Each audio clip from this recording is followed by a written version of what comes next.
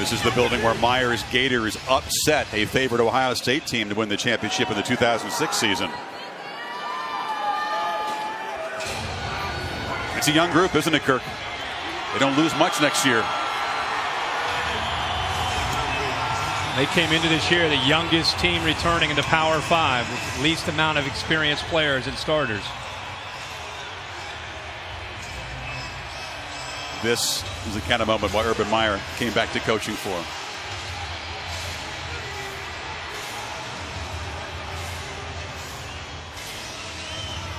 Buckeyes in their road uniforms. There's the lower seed tonight.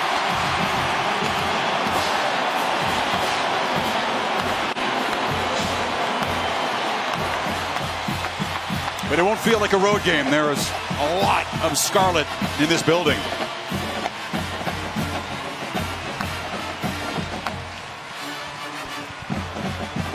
J.T. Barrett with a helmet full of Buckeyes. Here come the Clemson Tigers in the home all orange, same unis they wore in that close call against Bama here a year ago. This team has been on a mission since they walked off of this field a year ago and losing so close to Alabama. They had the one slip up against Pitt, but endured a lot of pressure week in and week out. And Dabo Swinney has had his team laser focused on trying to get back to that championship game. Firmly established as an elite program, 26-2 the last couple of years.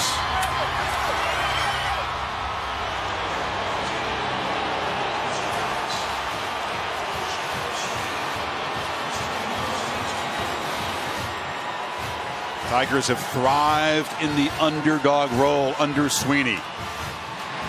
Won 4 out of 5 bowl games in that role. To the field, and Tom Rinaldi with Coach Meyer.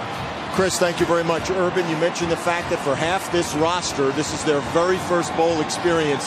How have you coached this group to handle this moment? We are battle tested. There have been some tough games this year against some very good opponents, so that's one way we've coached them through it. They've won a couple overtime games.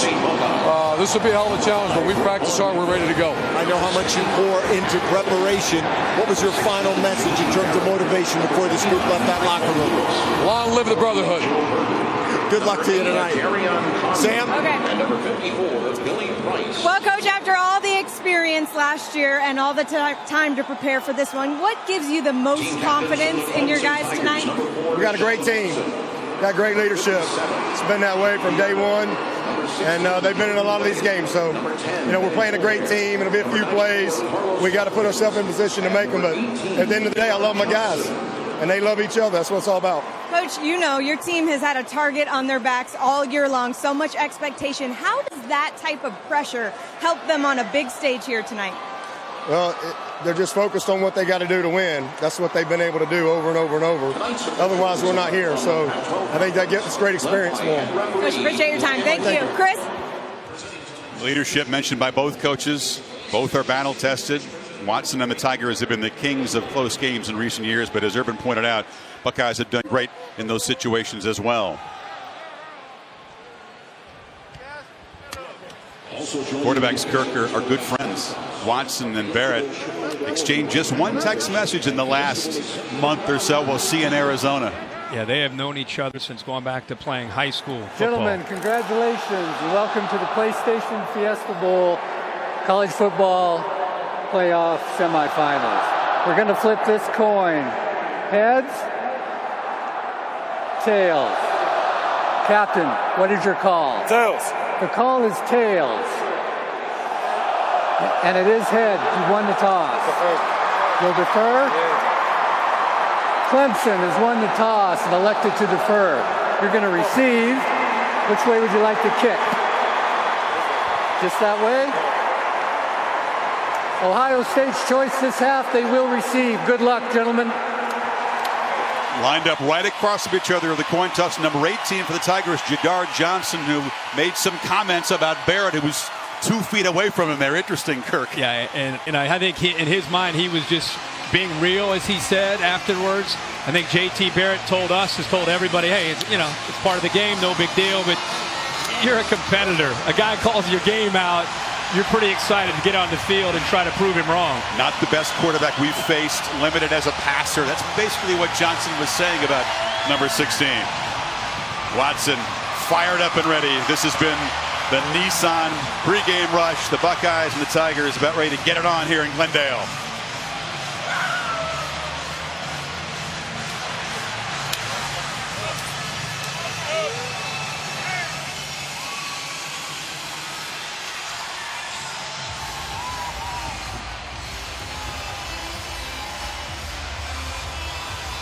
Only the third meeting between these two schools. The other two have been in bowl games. Both were classics, memorable for different reasons. Came right down to the wire. Both won by Clemson.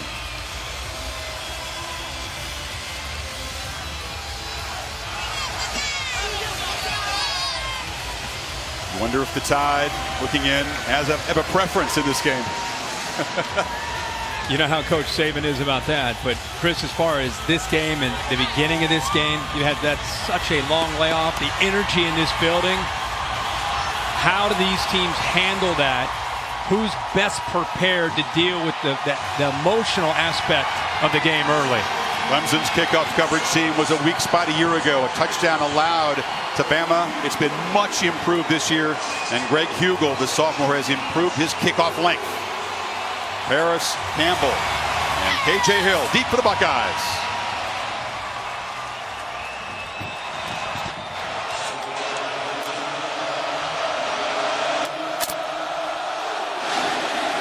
Hugel drives it to the goal line. Here's Campbell. Has some room, a little crease, and Paris Campbell spins out near the 34-yard line. Tankerously made the tackle, and here comes J.T. Barrett, just his second postseason game. The other was here a year ago. Yeah, veteran who's played a lot of football, has a great deal of confidence, very efficient. He hasn't had the kind of year that maybe he had hoped for as far as his passing game, but he is the leader. He has run the football quite a bit later in the year against especially Michigan State and Michigan. But Urban Meyer and J.T. Barrett telling us they're going to have a different approach. I think it's going to be more wide open and more balanced throwing the football tonight for Barrett, which puts pressure on his offensive line. Yeah, it's been very run heavy the second half of the season. They get Samuel an instant touch on the pop pass, and the speedster from Brooklyn gets a short gain of about 4. Tonight's Chick-fil-A impact players. Let's start with Curtis Samuel. He's going to Ohio State will try to get him 15 to 20 touches. It opens up other aspects. We talked about somebody besides Curtis Samuel's got to make plays. Look for Noah Brown. And on the other side, it's Christian Wilkins up front and Bulwer as well. Samuel again in the flat, but Dorian O'Daniel, the linebacker, was ready for him. Dorian O'Daniel doesn't get enough credit with this defense. It has a lot of big names. He is in that hybrid position where he's an outside linebacker, but because he is so fast and so athletic, they put him out on the slot because he can make plays in space just like that. Brent Venables' Clemson defense terrific on third down. Buckeyes need 8. And this is the first test for that offensive line. They've worked very hard to improve their pass protection, especially on the right side. As you mentioned, Kirk, they're showing blitz right up the middle. Bulwer number 10 there.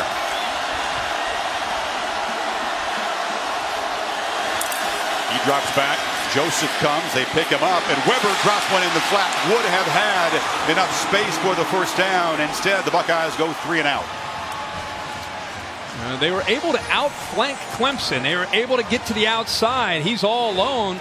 It's a ball that Mike Weber's got to be able to hold on to. And if he catches that, he turns the corner and he picks up, easily picks up enough yardage for that first down. But he drops it here early in the game. Brilliant Cam Johnston, the Aussie, back to punt for the Buckeyes.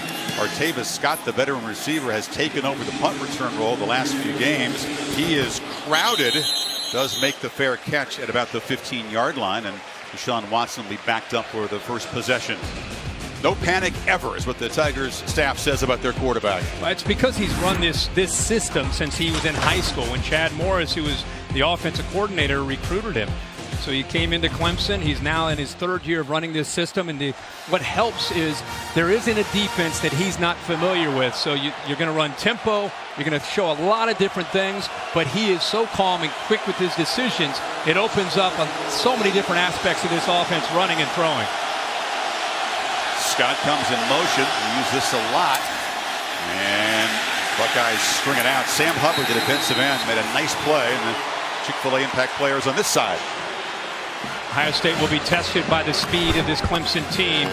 I think it's the matchups on the outside. We talked in the open. Mike Williams, the receiver number 7. Jordan Leggett, the big tight end. When they get one-on-one, Raekwon McMillan, the heart and soul of the defense, and Marshawn Lattimore, number 2, who's at the top in one-on-one coverage, especially against Mike Williams. A motion Wayne Gallman out, empty backfield on 2nd and 9. Watson has lots of time and tries to get it to Williams. Intercepted by Gary and Conley along the sidelines. The receiver fell down, and the junior corner makes his 4th pick of the year. Well, that's been the one area that Deshaun Watson has struggled, is he really expects his players to be able to make plays. But watch how Gary and Conley is able to undercut that. He anticipated the route going out to the corner. Once he saw Williams, who he just talked about going out there, he's able to get his head turned around, locate the football, and go up and make the play. I think he makes that interception, even if Mike Williams does not slip. 20th pick for the Buckeyes. They're plus 17 in turnovers already, though. Footing an issue, and it has been in the past on this field. For the Buckeyes from the 33, Barrett. His first keeper, the first of many tonight, picks up about 3. As much as Clemson will blitz the linebackers, 10 Boulware and 34 Joseph, Ohio State, I think, will try to work the edges more, try to get to the perimeter in running the football. Those linebackers blitz up the middle. It's like Ohio State has a true freshman, Michael Jordan, the left guard, down. One of those guys who stepped in and earned a starting role in the Big Ten as a true freshman. We'll take a timeout while they look at him.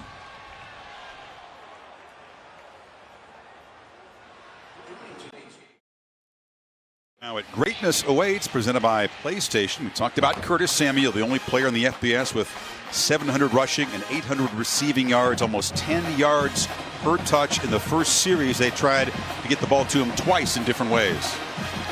Michael Jordan going off. He was helped off the field. It looked like Jamarco Jones stepped on his ankle, but sophomore Demetrius Knox now in the game at left guard. Not seen a lot of action this year.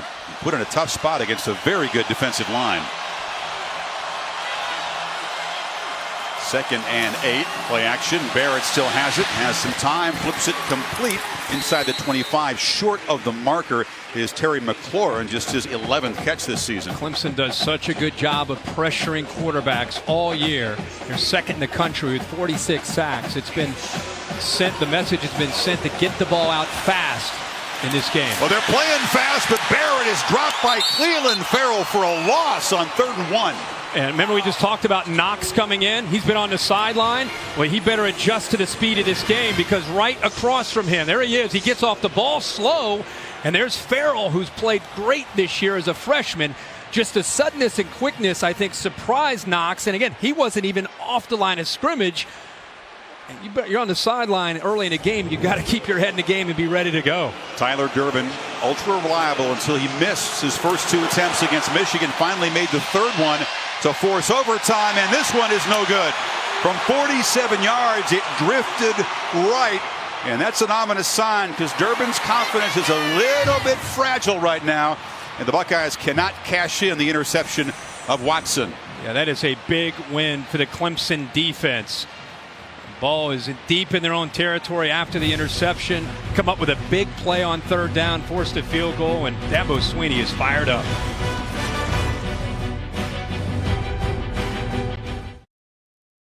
PlayStation Fiesta Bowl, brought to you by PlayStation. Every day is the big game on PlayStation. Greatness awaits. Northwestern Mutual. Northwestern Mutual. We help you live life differently. Dos Equis. Respect the game. Don't drink more.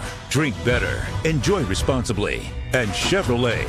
More 2016 J.D. Power Dependability Awards than any other brand.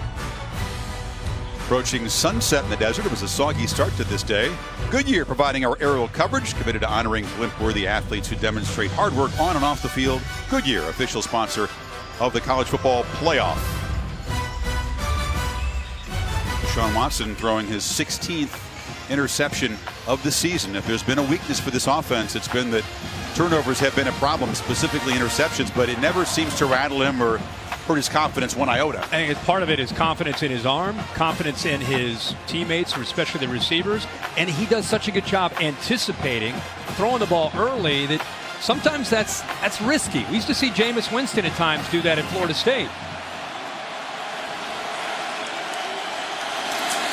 Hooker comes running into the backfield, blitzing from his safety position, and grabs Gallman for a loss, Kirk. Yeah, he timed that up very, very well. Part of their plan is to disguise and hide the blitzes, and it's exactly what Hooker did there. You get an athlete like that, a running start, look out. He comes off to the right here, the crowd reacting. The ball did come out. Let's see. I think Gallman is stacked up there, and the ball does come out late. No fumble rule. Forward progress was a factor there. Yep. So 2nd and 10. Empty backfield. Buckeyes rush for Watson. Takes off and picks his way up the middle for a short gain. The bigger the game, the more Deshaun typically runs the football. Yeah, I would expect him to run it 20 to 25 times tonight. When he runs the football, it seems to get their offense in sync. Ohio State, a lot of twists and movement from their defensive line, expecting more run from Watson. There's Tyquan Lewis. It's the rush men package. 4 athletic defensive ends in there for Ohio State. Watson gets it out. Williams on the slant. Stumbles a bit, but collects it and rumbles down inside the 30. So the man whose slip created the interception makes the big play. And there's the one-on-one matchup. This time he's able to pull away from Denzel Ward. That's a matchup that they wanted to try to get. 37 yards there. Might have been more, except he just got ahead of himself and fell down. Think about what he had to overcome last year with the injury to his neck. Missed the entire year last year. Their magical run to the championship. He had to sit and watch his team.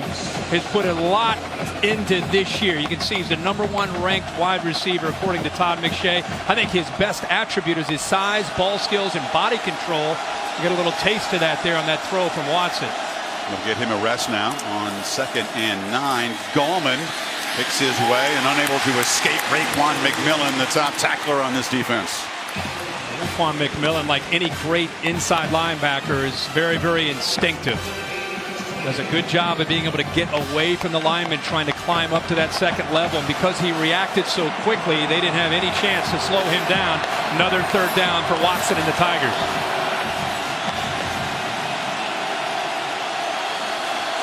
Again, man-to-man. From the pocket, Watson for Deion Kane, who kind of broke off the route. Overthrown. Denzel Ward was in coverage. I think what I saw, Deshaun Watson saw, is man-to-man at the line of scrimmage, but Ohio State, a little changeup. Watch him bail and drop to more of a zone, trying to confuse Watson, trying to confuse the wide receivers. Kane lost the ball, I think, kind of hesitated, and that cost him a chance to catch it. Deshaun says, come on, keep running. But there's confusion there with the coverage. You adjust your route depending if it's zone or man. A little miscommunication with Kane and Watson. Tigers turn to try a long field goal. Greg Hugel from 45. And he's able to drive it through. So Clemson draws first blood. 37-yard pitch and catch to Williams, the big play. 3-0.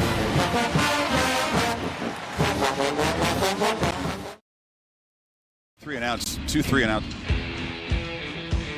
This is an issue for Ohio State. They lost their starting guard here early. Michael Jordan. Knox, a sophomore, went in. That play, he didn't even get off the ball at the snap. Now, one thing we've seen is Jordan has been trying to work. They've retaped his right ankle where he's had that injury. It looks like his helmet is on, and he's in fact in that lineup with the rest of the linemen on the sideline, seeing if he's going to be able to try to give it a shot. But as soon as he went out, when you saw Demetrius Knox, who's, he's a young guy, step in there, you could see that that was a glaring concern for Urban Meyer and for J.T. Barrett and that Ohio State offense. Jordan, one of 17 Buckeyes who started all 12 games. They've been very injury-free this year. It's been a key while they're here. Hugel to boot it away. Again, doesn't reach the end zone, and Campbell's going to have a chance again. And Paris Campbell off and running. Finally forced out in Clemson territory by Van Smith, but a big play by the Buckeyes special teams. This is an area that Urban Meyer, as a former special teams coach, prides himself in special teams. The hidden yards, field position. What a good job there by the entire unit with the blocking. But then you can see the speed and the natural ability to run in space by Campbell is what opens this up. Great cut right back there on the kicker, and he picks up another 25 yards. And once again, Kirk, the kickoff coverage team haunting Clemson. Much improved. They got all the way to 37th in the country in that department this year, which is much better than worse than 100, which they were last year. The last time they had the ball, they were to 33 after the interception, not able to cash in. Barrett's pass batted in the air and almost intercepted a diving attempt. Waving a big finger is Scott Pagano, one of the defensive linemen who returned to this game after missing some time with injuries. Yeah, I think Wilkins was in there too. Christian Wilkins looks like he may have gotten up and batted that ball down. And when quarterbacks are getting the ball out of their hands quickly, you can't get to them, so you got to get up and knock the ball down.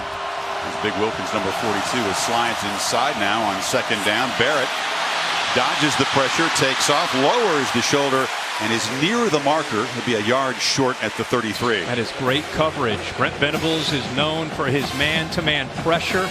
This time they sit back in zone, but give J.T. Barrett a lot of credit. He didn't panic. He's heard all month about getting the ball out fast. He recognized zone, and he saw a soft spot there where he was able to at least have positive yards to give himself a chance here on 3rd and 1. How many times Urban Meyer told us yesterday, staying on schedule, being in that 3rd to 2 to 3 range, very important. Buckeyes, one of the best teams in the country, is in 3rd and short, but there's a misfire on the right side of that offensive line. The right tackle looked like Isaiah Prince may have jumped. Prince, of course, keyed up coming into this game. He's been criticized. False start. Offense number 54. 5-yard penalty. 3rd down. Big sophomore's had lots of trouble in pass protection. It's out here. It's not 54. He gave it to the right guard, Billy Price, but it's actually the right tackle. We'll talk more about Prince as he is challenged by a very good Tigers pass rush tonight. Needs to have a big game. Yeah, he has struggled down the stretch. He knows it more than anybody. He's very keyed up and motivated to play better, much better tonight. Has grinded these last 3 weeks to improve. Marcus Ball, the tight end, comes in motion. Barrett rolls to the right. Still got it. And fires it complete to Samuel along the sidelines, and Samuel slips as he cuts back, but the Buckeyes move to sticks. 3rd down, you're concerned about the pass rush, you move the launch point. Look at the tight end right there helping 59. That gave him a chance to get around the edge, but there's the ability to improvise, the patience, waiting to the last variable second to be able to eventually find Curtis Samuel, who did not give up on that play. Both these quarterbacks have the elements of being point guards, just like a basketball play, right? Like a no-look pass almost there on the break. Buckeyes convert 3rd and 6, and now it's Samuel on the reverse. Chased and dropped way back at the 30. Cleveland Farrell off to a terrific start. These guys have seen this jet sweep look over and over and over, and when you see Curtis Samuel go into motion, you've got to anticipate you're going to get this kind of movement from the Clemson defense. Look how quickly they got out there, and there is again Michael Jordan trying to play on that gimpy right ankle, could not get out there quick enough to deal with the speed of Farrell. It's an 8-yard loss. The Tigers are the kings of tackles for loss. The most in the country in the last 5 years. Typically, they lead the nation every single year. 114 of them now. Samuel's in the slot. And clock ran out. Did they get a timeout beforehand? Just.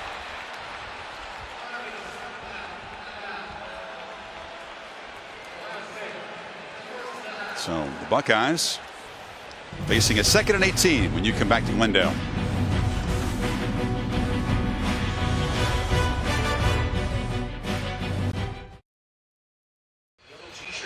Tripleheader on Monday begins with the Goodyear Cotton Bowl Classic, and Western Michigan hang with the Badgers. It's at 1 o'clock Eastern time. We're thrilled to be able to call the Rose Bowl at 5 Eastern, the Trojans and the Nittany Lions, and Auburn in Oklahoma, the nightcap in the All-State Sugar Bowl. Demetrius Knox now back into the game at left guard. Jordan has tried and will now go back out of the game and work on his ankle. Barrett has to escape pressure in the backfield. We drop behind the line again. Cleveland Farrell is a problem tonight. Yep. And it's his ability to make plays because he has such quickness around the edge. This has been a problem for Ohio State when they have played against teams that have great skill and speed on the defensive line and linebacker. I mean, you go back and look at Penn State, Wisconsin, Michigan. They knew in their entire preparation, Urban Meyer said, we got to be a lot better at the offensive line and wide receiver if we're going to move the ball against this defense. Barrett got knocked in the head pretty good on that play, and now in 3rd and 18 has good protection from the pocket. A 3-man rush, and Barrett fires to the end zone. Diving attempt there by McLaurin, just overthrown, 4th down.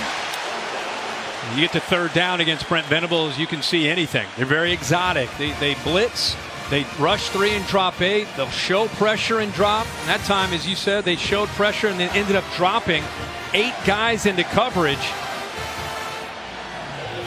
AT&T pylon cam shows you the feet got tangled there, but just too far for McLaurin. And now Tyler Durbin, who missed wide right barely in his first attempt from 47, tries from 47 again, overcorrects and hooks this one wide left. So Durbin, who missed his first 2 against Michigan, has done the same tonight. He'd been incredibly reliable up until that last game. After the interception, they were at the Clemson 33-yard line to start their last drive. Missed field goal. This time they started the Clemson 42-yard line. This time he hooks it.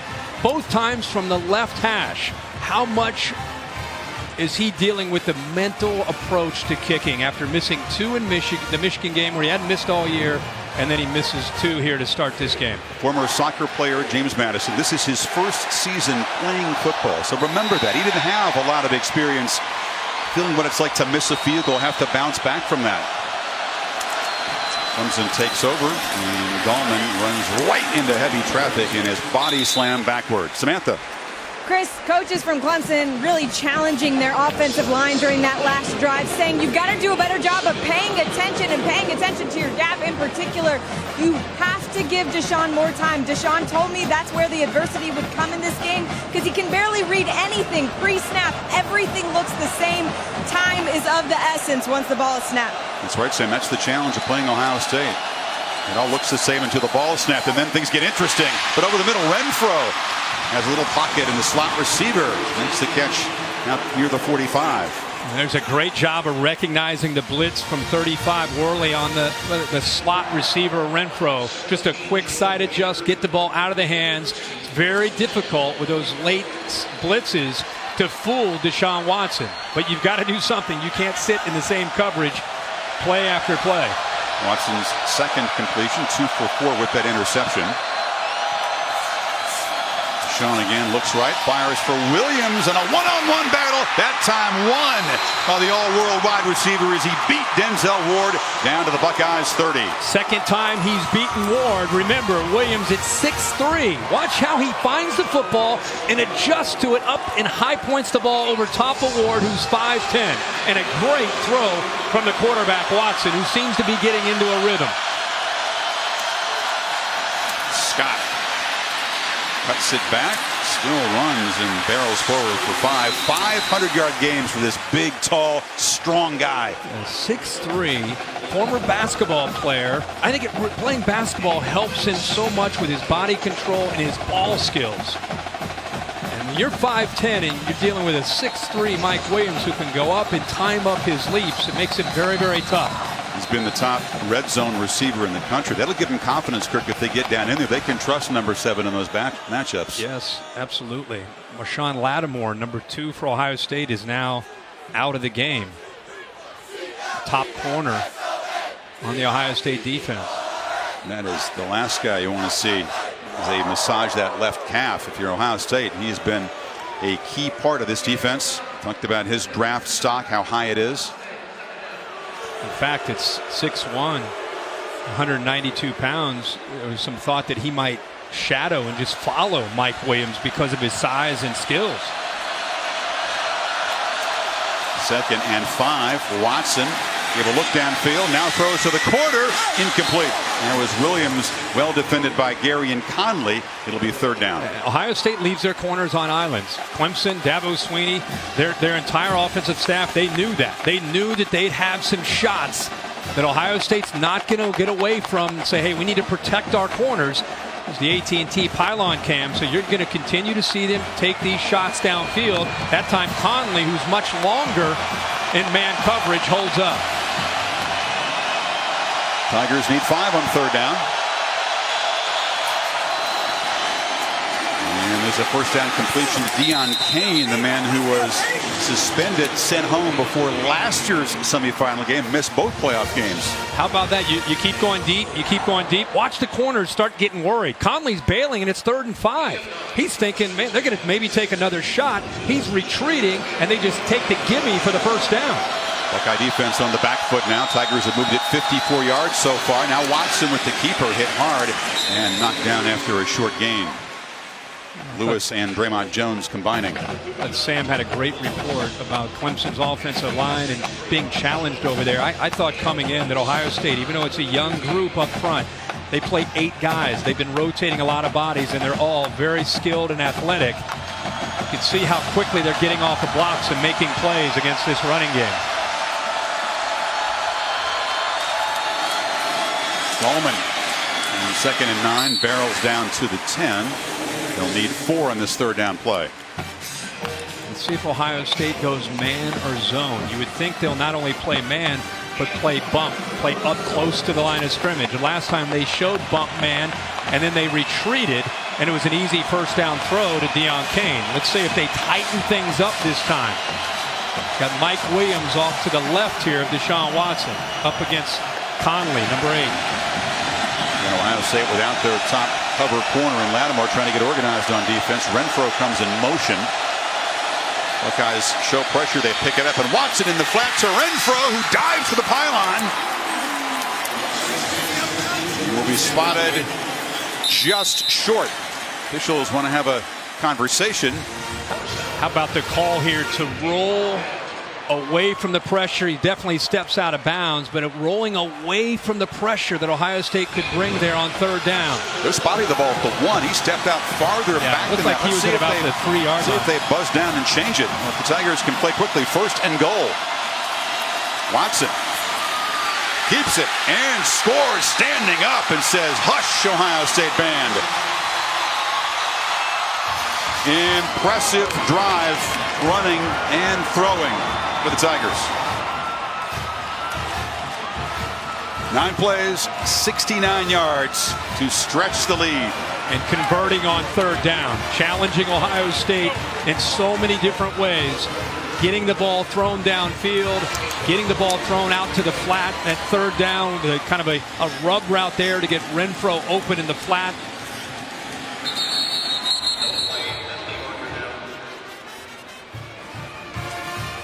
Trouble on the right side of the offensive line before the snap. Pac-12 crew working this game. Land Clark, the referee.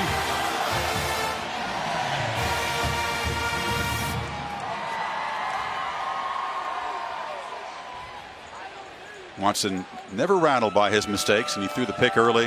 Bounces right back as you'd expect he would. Offside with contact. Defense number 59. That penalty will be enforced half the distance to the goal. Try for point.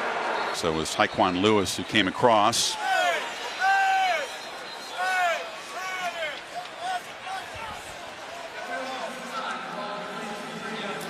Sean got off to a very slow start throwing the ball in last year's semifinal against Oklahoma. Had 100+ yards rushing in the first half. Then the passing game got going. That's exactly right. But I think the style of defense that Ohio State plays allows them to be able to take some shots and really get their passing game going.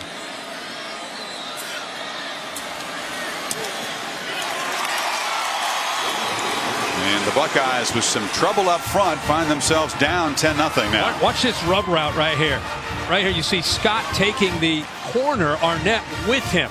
He locked up. Arnett's coming over to make the tackle, but he couldn't get over to stay in coverage because of that design play. And then it sets them up here inside that 1-yard line. You mentioned that maybe they might buzz down. It looked like he was more out of bounds at the 3-yard line, but they did not buzz down. And that was a very effective drive, 9 plays and 69 yards for the Tigers. And the 43rd red zone touchdown this year in 60 trips. They are one of the best at punching it in when they get close. That has a lot to do with number 4. Oh, yeah. And he's got lots of options down there, doesn't he? You know, when they've had problems this year, it's been turnovers and not cashing in the red zone. They've had to settle for some field goals, and ultimately that's kind of kept them off the putting bigger numbers up on the scoreboard. That's a great point. They have a great touchdown percentage, but they also have 6 red zone turnovers, which is a bunch. Look at the NC State game, the Pitt game, the Louisville game. There are some moments where there's one way to slow them down. It's kind of squeezing them in that red zone area. Bugle again doesn't reach the end zone, and it's an opportunity for Paris Campbell, who had a big return moments ago. This time he's squeezed down at the 23. Tom, what do you have? You talk about not cashing in with scoring opportunities, Chris. We've each spoken of Tyler Durbin out by his lonesome. No one really talking to him right now. He missed those 2 field goals after such a good start to the season against Michigan. A key point, J.T. Parrott coming up to him in the second half of that game, telling him, we're going to need you, we're going to count on you. You will come through for us. He ultimately did. No one in his ear right now. A long way to go, but keep an eye on the mental state of Tyler Durbin, an important player for the Buckeyes going forward. There is Michael Jordan, the freshman left guard for the Buckeyes, walking to the locker room. Down 10 now. Barrett hands it off to Samuel, who bounces but is surrounded by a bunch of orange jerseys and dropped for a short gain. They are really struggling on 1st and 10. Coming into that last first down play that we just saw, their last 4 first downs have been negative 2 yards. Putting them in a lot of second and long. It makes it tough. From the pocket, a lot of time to throw, and a slant there to Benjamin Victor, the true freshman, just his 4th catch this year. Yeah, how about the offensive line that time? Against that pass rush this time, they give Barrett a lot of time, which he needed, and there's a late crossing route by the true freshman Victor for a big gain for Ohio State. And it was a rare poor snap by the All-American center Alphonse. He did a good job to coolly scoop it up and make the play.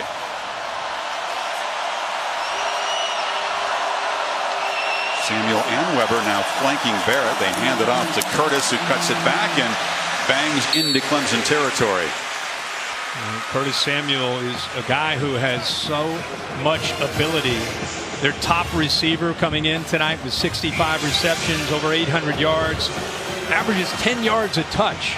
I mean, he is the go-to guy. The question tonight was, he's going to get his chances. Who else could help him? Who could be a good complement tonight besides J.T. Barrett and Curtis Samuel? But he's got a total of 10 yards on his 4 touches so far. Yeah. Barrett flips it to Weber, and the running back is going to be dropped for another loss. Marcus Edmond, who's been a clutch player for this team throughout the season, made the stop there. Yeah, he's left alone out here. Watch Campbell. He does not block him. Now you're in the open field, and Ohio State's just saying, hey, you've got to beat the corner. He's undersized. He's 175 pounds. You've got to either get around him or run over top of him, but give Edmond a lot of credit for that play in space. He's the guy that made the pick to seal the win against NC State and the force out in the Louisville game, a yard short of the first down. Barrett steps up, dodges pressure, still can't find anybody to throw, and now he's going to be knocked down on the Ohio State end of the field. What will be the final play of a first quarter dominated by the men in orange. Incredible to see Brent Venables and what he's doing here. Very different. He's breaking all kinds of tendencies. On 3rd down, instead of blitzing from everywhere and playing man, he's showing blitz, he's dropping in the zone, and he's confusing the Ohio State offense. Tigers by 10 after the first quarter here at the PlayStation Fiesta Bowl on ESPN.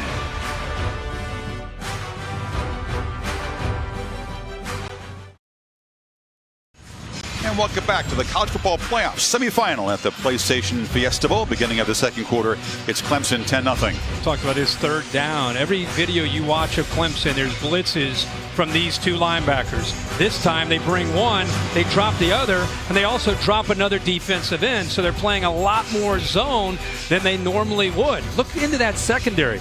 See J.T. Barrett, they've talked a lot about he's holding on to the ball too long. And it's been a lot of times it's because receivers aren't getting separation. Urban Meyer is frustrated because now it's not necessarily about getting separation. It's about zone and change-ups from that Clemson defense, creating some confusion. Meyer told us yesterday how difficult Clemson's defense is to figure out because you can't really figure what's their base. They don't have a lot of strong tendencies. Johnston with the backspin, and the fair catch made at the 11-yard line by Scott. The Taco Bell student section Taco Bell in the college football playoff, bringing the best of the regular season to the playoff by creating the Taco Bell student section. Tonight they're picking up the tab for 500 students from each school at the PlayStation Fiesta Bowl and also at the national championship game. These passionate fans can follow their teams. How nice of them. Some grim faces there in the Ohio State section. Remember the last time Ohio State played it, you and I called the Michigan game, and it kind of had this kind of feel, and then you had the big interception by a hooker in a similar area on the field, and it kind of changed some of the momentum around. They need something like that to be able to get them back into this game, because right now it's a one-sided game favoring Clemson. Renfro on the little screen, gets a couple blocks and gets a great gain. Yeah, this is the challenge of defending Clemson. They're going to take shots downfield, they're going to run the ball, and then they're going to keep you honest by throwing the ball out to the sideline. They stretch you every way imaginable. Marshawn Lattimore back in the game and matched up near side against Kane. Watson's looking to the right. Again, they throw a little short pass with a couple lead blockers to Ray McLeod near the marker. Kind of an extension of their running game. And again, it's not just about trying to pick up yards. It's about making the safeties and the linebackers be aware that if you don't respect that outside play, we're going to keep going to it. And what that does is it sets up other aspects of their offense, especially the inside run game. Need a yard on third down. Tigers 3 of 4 so far on third.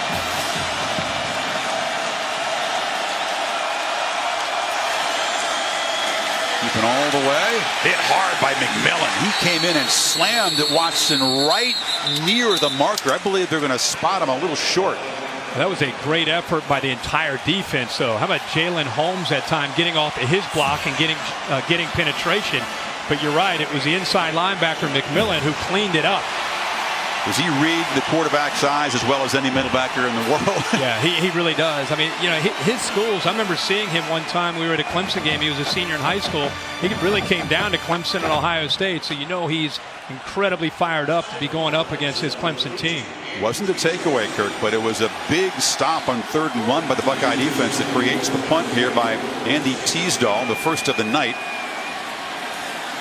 Uses a rugby style, boots it away from Curtis Samuel, and lets it bounce, and it gets a terrific Clemson roll.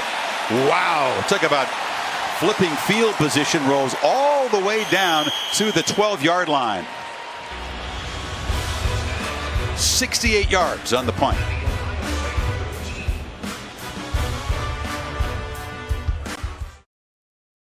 TNT Inside Access showing you the unique field here in Glendale. It's grown outdoors, and then they rolled it in on Wednesday. It moves at 13 feet per minute. Takes a little bit over an hour to roll inside.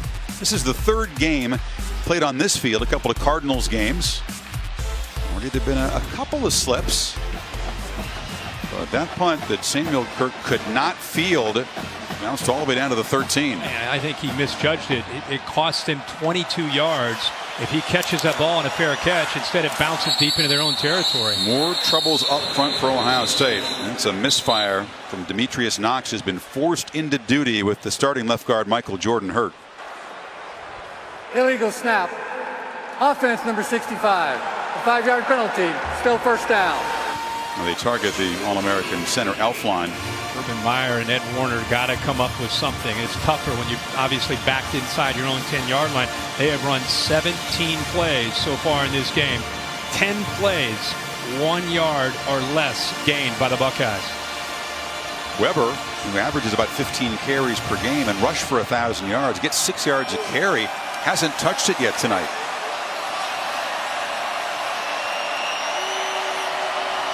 Tigers showing pressure from both inside linebackers on 1st and 15. Got to hurry. Barrett snaps it at 1. Wanted to throw downfield, instead just flips it short to KJ Hill, who goes down low to collect it. Continue to do a good job of moving JT Barrett, slide protection to help the offensive line. Remember, the offensive line was a concern coming in. That was before the injury to Michael Jordan, the left guard.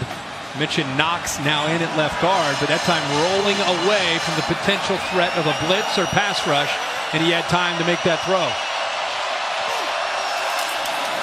2nd and 8. It's a shovel pass inside to Samuel.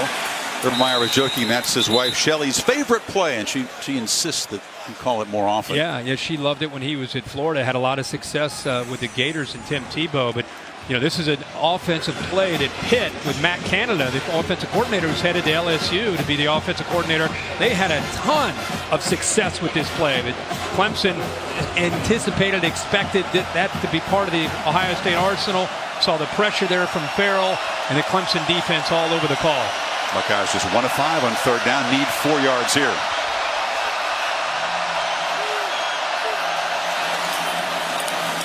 Four-man rush. Barrett. Incomplete, right off the hands of Curtis Samuel. Costly drop, and the Buckeyes will have to punt. Yeah, and a great throw by J.T. Barrett there on third down. Showed a lot of guts there, sitting in the pocket. There's a lot of defenders in his face. Puts it right there. Has a great passing lane. Curtis Samuel, the most reliable guy, just right through his hands. That's a first down for Ohio State. That's 2 drops by Ohio State. One by Samuel, one by Weber. Both would have been first downs. Yep. First series of the game by Weber. So Scott at his own 40 to receive the punt from Johnston. Clemson peels back to set up a return. Johnston gets a good punt away, and Scott has to backpedal to the 26. Just falls down there. So Johnston does his job to try to flip field position. And Deshaun Watson goes back to work with his Tigers up by 10.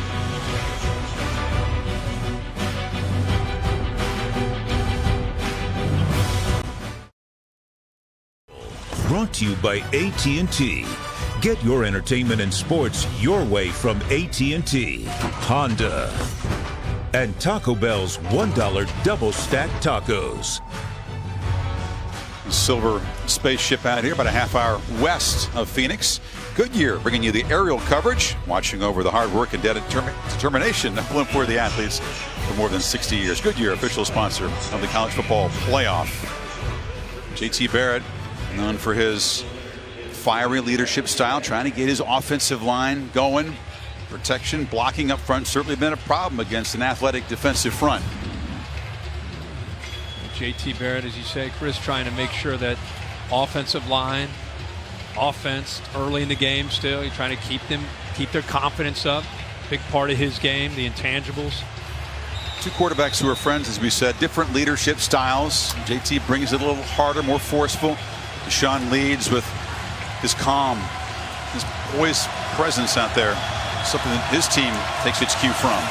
This is Gallman in motion, and the running back able to just get the edge, and another excellent gain on first down. What a difference between these 2 offenses on first down tonight. Yeah, I mean, wouldn't you rather live in the world of 2nd and 2 calling plays and 2nd and 10 or 2nd and 9? Time, as you said, Chris, they got outside. Ohio State, for the most part, has done a good job of setting their edge to the defense.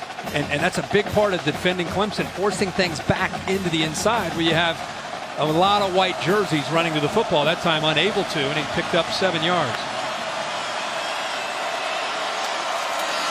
Watson looks briefly out, but that was a designed run and a physical play. He'll move the sticks at the 37. I think we came into this game thinking we're going to see a lot of that. I mean, when you run the quarterback in a spread formation with this group of wide receivers, boy, that puts a lot on a defense, because you've got to put an extra jersey or an extra hat into that box to defend the quarterback run, and that could set up some big plays one-on-one on the outside. They haven't had to go to that much yet here early in the game. Watson flips it to Scott, who juggled it briefly but gets a block on the edge from Williams, and another excellent first down gain. Damon Webb forced him out. Love how Deshaun Watson, it's a simple little throw, but he's in such command. Like his delivery, and what I think the NFL is going to fall in love with him is he has such confidence and almost grace about his mechanics and how he delivers a football so accurately.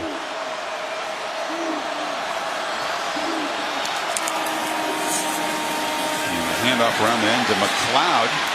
Deshaun disappointed by finishing second in the Heisman, but not driven by it, not fueled by it in this game in a defiant way like some other guys have been. Vince Young, McCaffrey perhaps in the Rose Bowl, an example last year. Just not the way he's wired, no, as you know. No, not at all.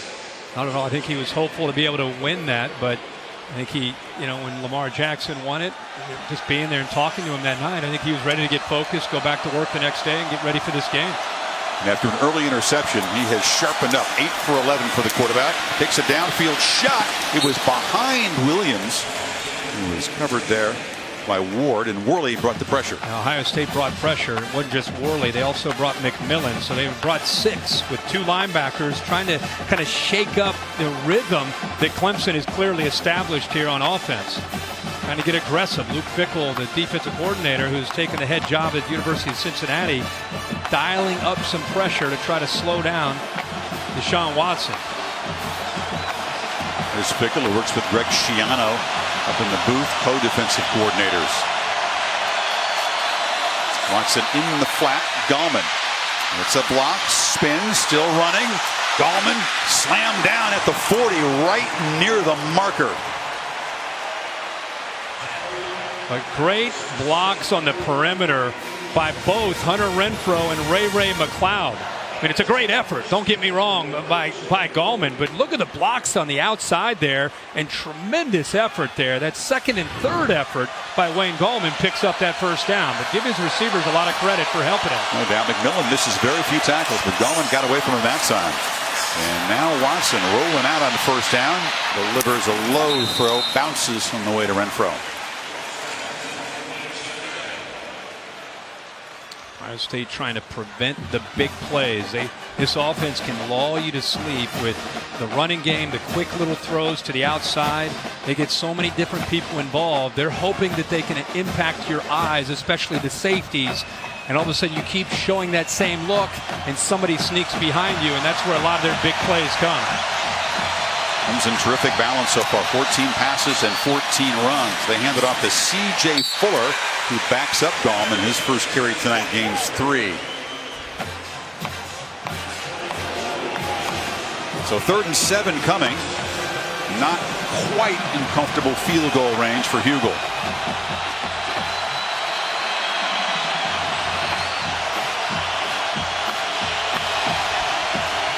We have not called Jordan Leggett's name a lot tonight, the big tight end who's in motion right here.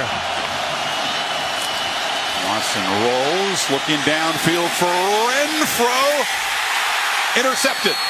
Malik Hooker, the All-American safety, with his 4th of the season and the 2nd pick of Deshaun tonight. Boy, the range that Malik Hooker has is as good as any safety in the country. He just sits back and plays center field, reads the eyes of the quarterback, but to see how far he came to make that play, tremendous effort by Hooker, who comes up with his 7th interception on the year. Hooker, of course, had that pick 6 right in front of LeBron James, who is his all-time sports idol. That was a feel-good moment for him.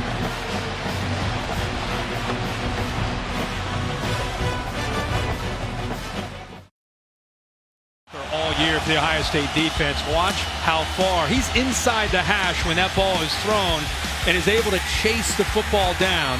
He read the eyes, the energy from Deshaun Watson. He knew that ball might go downfield to Renfrow, got a jump on it, but that's really what separates him from many safeties in the country. And the timing, down 10, Clemson driving, comes up with a big play. Got huge hands too. 3XL gloves. One of those guys who shake the hand and gets swallowed. Yeah. So there's Weber, his first carry, and the 1,000-yard rusher bolts for about 5. Tom? The report on left guard Michael Jordan, medial sprain to the right ankle. He went and had x-rays. They were negative. Went back to the locker room shoeless. They worked on it. He's now back out on the field. Just worked out with Mickey Marotti, who waved him over so that he's ready to return to this game. We'll see how able he is to go. Clearly limping at this point, but still trying, Chris. Tom, thank you. Stepped on by a teammate early on, and that's been a problem. They've had other problems up front, but one of them has been Jordan's absence. Watkins batting that one down. Oh, that's 2nd time the big fella's up front. We saw Wilkins earlier with a quick throw, knock it down. This time it is Carlos Watkins. You know, defensive coaches, defensive line coaches around the country, that has become a drill. You know, with the spread offense, with a quick game, you're not going to get to the quarterback.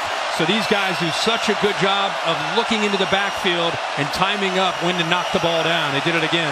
Samuel near right slot now on 3rd and 5. That guy's got to hurry. Late clock at 2 as Barrett gets it. Pressure in his face. Samuel makes the catch. It's going to be very close. Tankersley was in coverage. Forward progress. Boy, he is right near the 30. Yeah, it's first down. Right at the spot. Exactly where to get for that first down.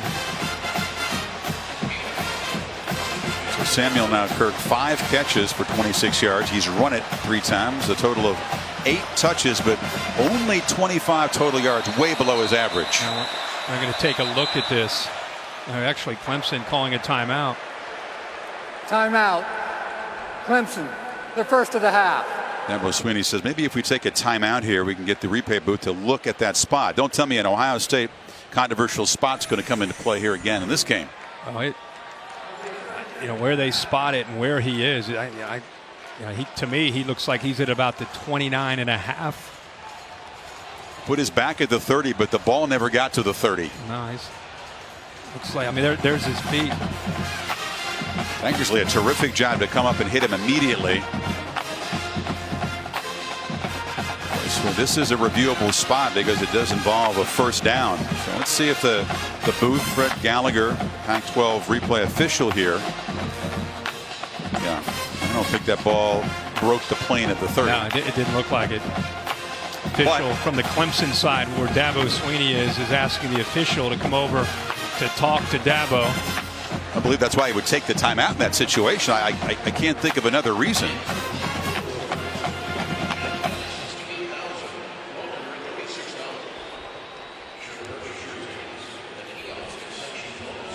He's being told by his guys up in the booth that Clemson coaches are just off to our right. Ohio State coaches to the left. I think they were pretty convinced that our replay showed that that ball was not across the 30. But, and it's crowded, by the way, on both sides. Ohio State right over here. Greg Schiano down there in the front row with the glasses. They're going to give him the first down. Okay. Michigan fans are hollering. Barrett throws a near side, and the catch is made by Noah Brown, and the big physical sophomore gets involved for the first time. Talked about Clemson playing more zone than they typically play with Brent Venables' attacking defense. He attacks. He plays a lot of man. He disguises. Well, the answer these last few plays to that zone is just get the ball out. 5-yard hitch, get the ball out. If they're going to drop and sink, and they're going to give you that underneath throw, Ohio State figuring they might as well take it. Now they move Samuel down to the bottom. Barrett chased and dropped. Carlos Watkins, the one senior in that talented defensive line rotation, got him. And this time they only rushed 3. Watch how they, right here, he's able to work through this gap. See, Wilkins drops. He's able to fight through both Billy Price and Isaiah Prince. Rushing 3, dropping 8, and Urban Meyer's frustrated because he knows if they can rush 3 and drop 8 and still get after J.T. Barrett, that's a major concern as a play caller. You get home with a 3-man rush, forget about it. You got no shot. That fast. They need 3 now in this 3rd down. Samuel is in the slot to the left. Barrett looks that way. He's covered, deflected, and falls to the turf at midfield. Carlos Watkins again got a big hand up, and it's 4th down. And if he doesn't do that, that's a first down to the tight end Marcus Ball. I mean, how about this defensive line? The game that they're playing, whether they're rushing and getting after J.T. Barrett, or if they're getting their hands up to knock the ball down with awareness. There's big Dexter Lawrence. We haven't called his name tonight, but he's the talented true freshman. You got 1 true, 1 redshirt freshman, 4 sophomores, a junior and a senior. That's the guys in the top 8 in that defensive line. That's nasty. Scott makes a fair catch, retreating back to his 16-yard line, but Clemson's defense continues to impose itself. Lead is still 10.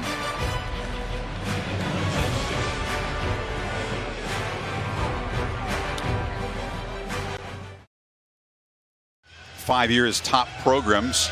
Clemson can reclaim the number 4 spot. Florida State jumped over them by 1/1000 of a point by beating Michigan last night in the Orange Bowl to ACC powers.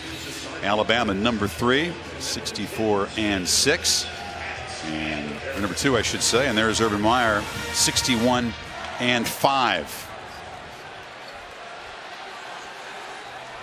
But the Buckeyes with some problems to solve. Both sides so far. As Clemson tries to build its 10-point lead before halftime, 6:05 to go. They pitch it off to Gallman. And Gallman with another tremendous gain on first down. It's been second and short all night. Yeah, it seems like a lot of times they're running off to that right side, right perimeter, getting a couple good blocks. There's nobody out there because of the block by Leggett, the big tight end. Even Deion Kane got involved, so a nice running lane, and there they are again, 2nd and 2.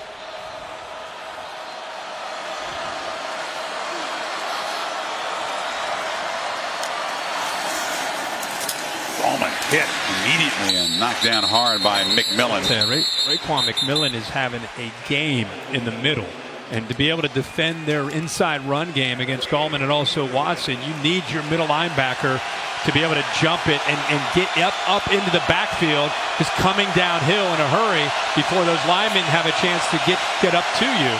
And he has done that numerous times here tonight, having a big game for Ohio State's defense.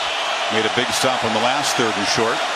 Tigers need 2. Needs Gallman in the backfield. And Renfro in motion. Deshaun looks for Renfro. And the little guy makes a catch and a first down across the 35. He was the star in a loss to Bama last year. A couple of touchdown catches in that game. What did I say to Greg Schiano about how do you stop the quick slant? Because on 3rd and 3 to 5, you've looked at it for 4 weeks. It's coming. And here's one of the first 3rd and 3 to 5s that we've seen, and there it is. A lot of times it's Mike Williams. This time he gets to the inside with a great route from Renfro. Gallman, nowhere to run, slipped down. Draymond Jones was there. Renfro with 3 touchdown catches in last year's 2 playoff games. Nobody's got more in the brief history of the playoff. He had a coming out game against the Bama defense last year. I think surprised a lot of people with those 2 touchdown receptions. Broken bone in his hand. He missed about 4 games this year. Put a screw in it, part of the surgery, and he's helped this offense. It's a different offense when you've got the reliable slot guy in there. This time Watson fakes the pitch and cuts it back to the left, and Watson with some room. Still sliding free, still running. Deshaun Watson finally will retreat out of bounds all the way at the Ohio State 33. His first big play as a runner tonight. Yeah, they go quarterback counter. Great block there by the right tackle. Actually, the tight end gets out there in the right guard. Morris, the tight end, Leggett with a great block. And when you give him enough room to be able to get out in the open field, he has such acceleration. He's able to run away from the defense, and a huge gain for this Clemson offense. He had been contained as a runner until that one. 33 yards. Moves it to the 33. Slow developing counter, and he waits, shows patience, and then explodes through that hole. Renfro, another catch, cuts it back, gets away. A flag comes in as Renfro is knocked down at the 15. That was a flag where receivers were blocking. Yeah, Artavis Scott on the hold. Like Gary and Conley was trying to get to the football. Holding. Offense number 3. A 10-yard penalty.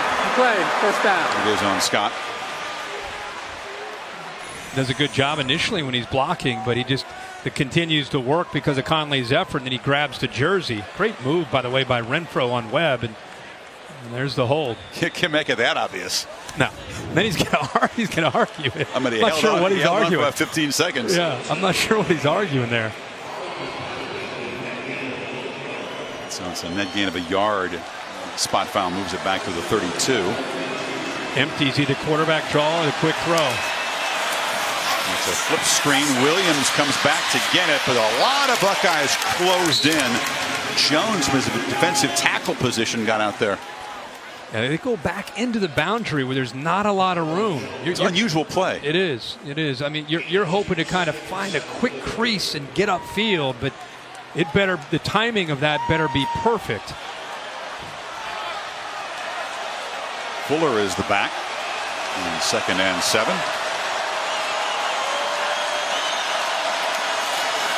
Fake it to CJ. Watson rolls out. Now lofts it for the end zone. It's Fuller out there. Touchdown! The lethal wheel route. And the Tigers stretch the lead.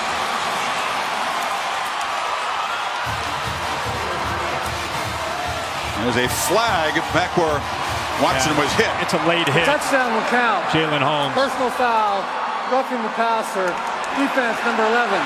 That 15-yard penalty will be enforced on the kickoff. Wheel routes are a nightmare to defend, aren't they? Well, especially when the quarterback rolls out to his right, and then they throw all the way back to the left. How about the focus and the effort there by Fuller to make that catch? Baker interfered with him, really. I mean, you could definitely make a case for pass interference, but he caught the football. That's a touchdown. But what we're not seeing is how they rolled to the right, and Baker had to play catch up to be able to catch up to Fuller to even have a chance. Second touchdown reception by Fuller this year. And Watson, although he's thrown a couple of interceptions in this first half, is enjoying a terrific evening, and the run set up the touchdown pass. Yeah, second down and 7. They're gonna fake it here and then roll out, and here he is. I mean, you can see him right here running down the right or the left sideline, but the action going away from him set that up perfectly. Here was the hit on Watson after the throw. Holmes came in and knocked him down. So that'll be impacted on the kickoff here. The aim has been true, except for those couple of interceptions. Yeah, he is, from the very beginning of this game, I think he has felt it. You can see the smile that's been on his face even in pregame. Something about experience and being in this playoff and being in these big games. He's dealt with such pressure all year to live up to that standard of that Alabama performance in the national championship where he had a great game. He's dealt with an enormous amount of pressure, and I think it's helped him really grow, and you could see tonight so far he is playing with a lot of maturity and poise. After the penalty, it's a short kickoff for Hugel, who drives it right through the end zone. Well, the CFP Foundation and the Fiesta Bowl teaming up this year to award $500,000 in donations to Arizona educators around the state. The donation is part of the CFP's Extra Yard for Teachers initiative and will help to honor, inspire, and thank our unsung heroes, our teachers. As a founding partner, ESPN is proud to support the Extra Yard for Teachers initiative. Ohio State has 9 yards rushing, almost to halftime, 67 yards passing, and you wonder why. You say, oh, they need to run more with Weber. They're losing the battle at the line of scrimmage. It's very simple. Whether you're running or you're throwing, if you don't control the line of scrimmage, you're in trouble. That time they pick up the pressure. Samuel makes the catch at the 35. Get up to a very slow start offensively against the Wolverines in their last game. Just 81 yards at halftime. Right now, here we talked about experience with Watson. The experience here of Barrett running this 2-minute, trying to get points on the board could be a big thing for the Buckeyes if they give him time. Flips it off, bounces it in front of Weber, but again, heavy pressure. Dexter Lawrence, the freshman that time. And this time they actually bring a little bit more pressure. Instead of just rushing 4, you're going to see Boulware get involved. The linebacker, Bryant, that number 91, he comes late, puts Prince on his back. That's a big man landing on the quarterback. Yeah. 340-pound true freshman. So Barrett on third down, desperate to move the chains, has to work hard, spins, a flag comes in. He did make this efficient yardage, but it looks like a hold. Yeah, they're going to get a hold on Noah Prince. I'm sorry, Noah Brown, the receiver to the top of the screen. Offense number 80, the 10-yard penalty, third down. He erases a first down gain, and now it'll be third and long. The Buick halftime report. Reese Davis, Desmond Howard, and David Pollock waiting patiently on the concourse level. Minute 49 to go. Ohio State desperate to cut into a 17-point lead before the break here.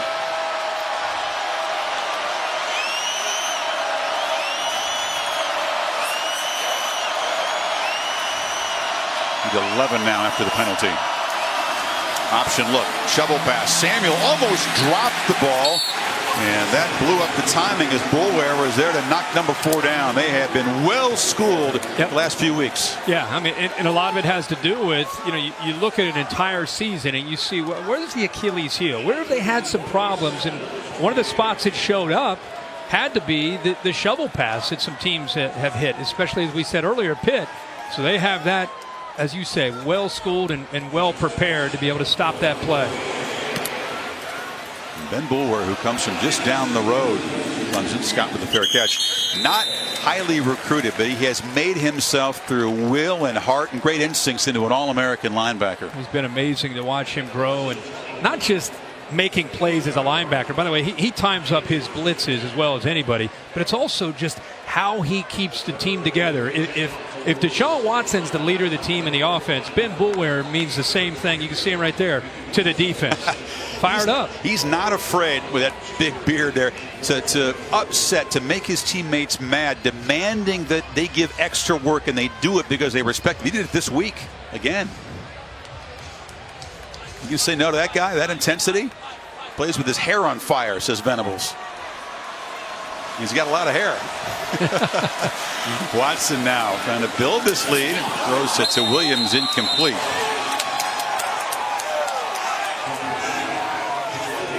Actually, they're going to rule a catch. The rangy receiver got out and made that catch. Wow, that was a one-handed catch. I thought the ball was just thrown away. One hand and gets his foot down. So they get 4 yards inside of a minute to go. Watson flips it off. Fuller again, and he barrels to the 35. Now let's see if they have some urgency here. They have 2 timeouts. Yeah, I mean, you've got 2 timeouts, and you got a quarterback that can move the football pretty quickly with this up-tempo approach. They don't spend one, so inside of 40 seconds. Buckeyes rush only 3. Watson fires way over the head of Williams, who slipped again. Hooker had a chance. 33 seconds to go. An aggressive approach from Dabo Swinney shows the confidence that he has in his quarterback and his team. Clemson deferred the coin toss, so they will get the ball to start the second half, but still trying to see if they can try to steal a few more points, maybe a field goal here before the half. A lot of coaches up 17 getting the ball to begin the third quarter will just sit on this. Not Swinney at this point. Watson stepping up, flips it to Scott. Scott cuts back. They'll have to spend a timeout now as he's dropped at the 44 with 26 seconds before halftime. So total yards in this game, 275 to 90. Of course, in favor of Clemson. They've overcome the 2 interceptions by Watson. Alabama awaits the winner of this game.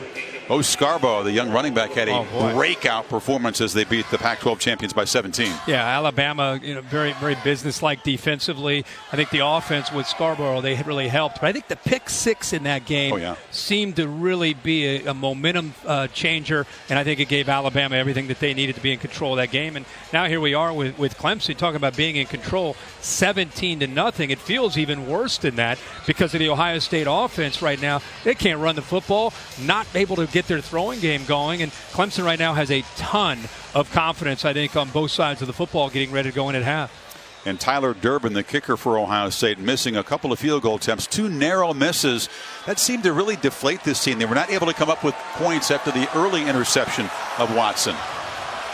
26 seconds. It's a 3rd and 1 play, and Deshaun's pass is broken up and batted down.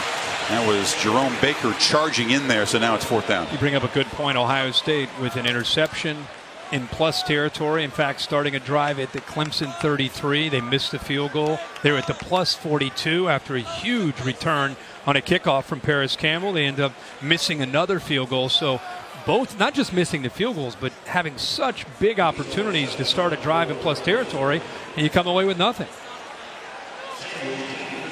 Any trickery from Teasdale here? He's got a history of fakes in postseason games. Would seem unlikely with 23 seconds before halftime. And he's going to boot it low again. He gets away from Samuel and bounces. That's been a very effective punt a couple of times tonight. And as the clock ticks down to 12 seconds before halftime, it is spotted down there at the 12. Mentioned the Crimson Tide. They'll be in Tampa, Raymond James Stadium, January 9th. here on ESPN for the third championship game. It's presented by AT&T. Will it be a rematch of last year's classic right here in this building, won by the Tide 45-40 despite 478 total yards by Deshaun Watson. Just a safe formation for Ohio State. So they will take a knee and be held scoreless in the first half for the first time since 2011. 90 total yards for Ohio State, 275 for Clemson.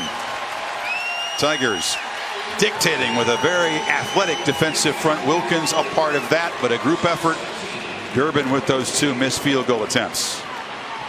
And JT Barrett 12 of 19 passing, but for only 81 yards. And let's go to Samantha with Dabo. Well, Coach, you know how your team handles early success better than anyone. So in your mind, despite the scoreboard right now, what's the biggest challenge you're facing? Well, we got a lot of challenges. We did not play a perfect half. I mean, we made enough plays, made a couple of big plays.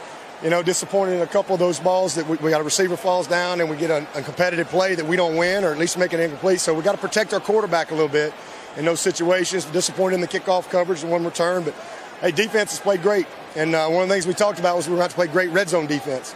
And we've been able to do that. We've done a nice job of containing their quarterback in number 4. So, you know, we got the lead, but it's a long way to go, man. It's a great football team we're playing. Yes, sir. Thank you. Let's go over to Tom Rinaldi. Thanks very much. Urban, down 17. What's the first thing you need to do offensively to get back in it? We're getting some damn balls tipped, and I think we're protecting fine. We just got to execute, man. We're not. We're having drop passes. We're not controlling line of scrimmage. I mean, it's A through Z. We just got to clean it up and do better. It's not like we're getting blowing off the ball, but we just got to execute and make some plays. Appreciate the time. Good luck in the second half. Chris? Clemson, a terrific first half team all season. That continues. 326 points scored, 94 allowed in the first half. Buckeyes down by 17. That's the biggest deficit they've had on halftime in about 6 years.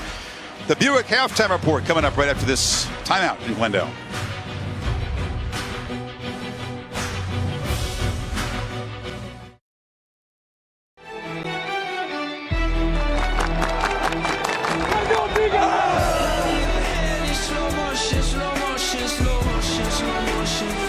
Watson scores and says, hush, Ohio State.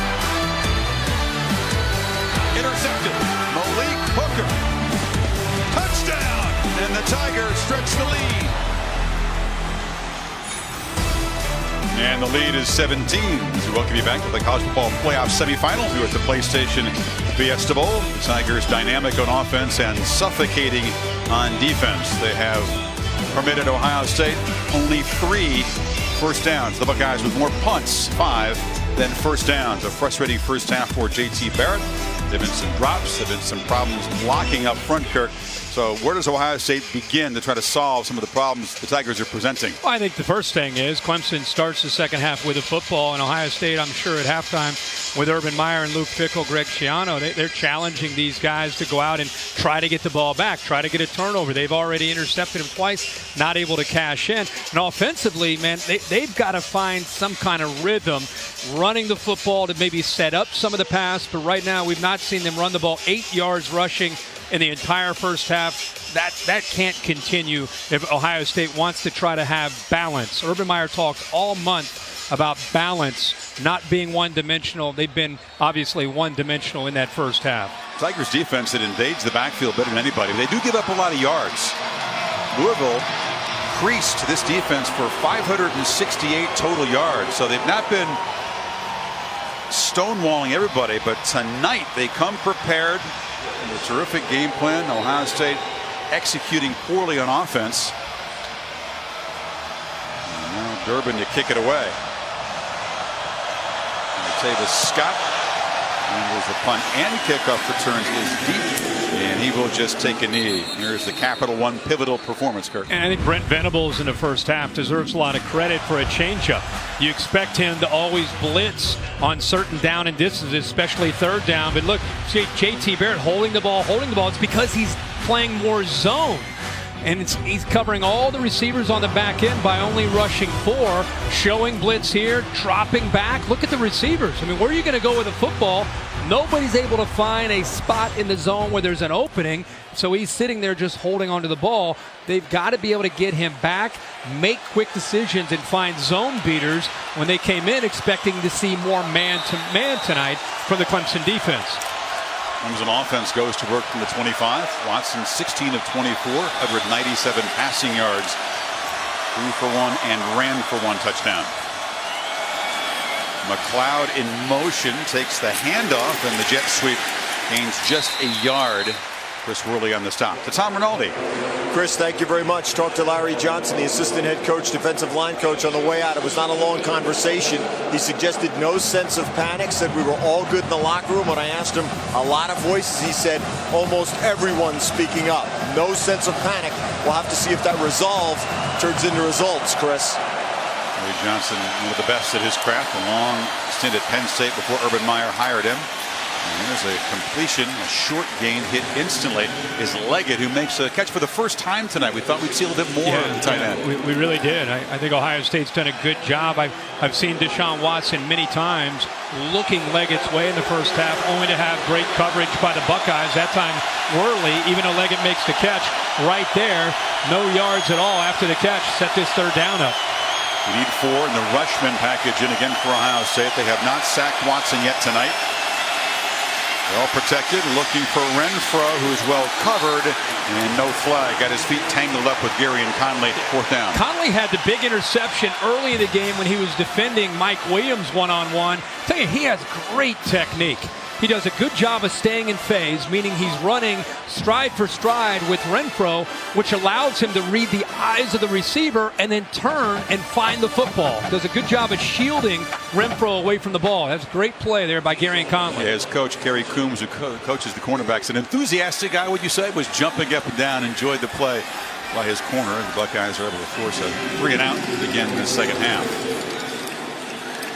Isdall kicks it right along the ground. And backpedaling is Salmon, who'll field it at the 25, but nowhere to run. Artavis Scott, the receiver down there in coverage. Sam? Yeah, Chris, I'm told that in the halftime speech, Dabo Swinney spent almost all his time focused on his defense. Now, you'd think they haven't given up any points. What's the issue there? Well, he was challenging them to finish out this game, put together a complete game, and follow through on the game plan that they put together all week long. We heard it all week. Make this team abandon the run, force JT to throw, and limit Curtis Samuel. They've done a pretty good job tonight. We'll see if they can put together 4 quarters. That's great stuff, Sam, and there's a reason for that, because at times Clemson hasn't finished well. They haven't finished off an opponent when they've been in a commanding position, especially on defense. Barrett flips it complete.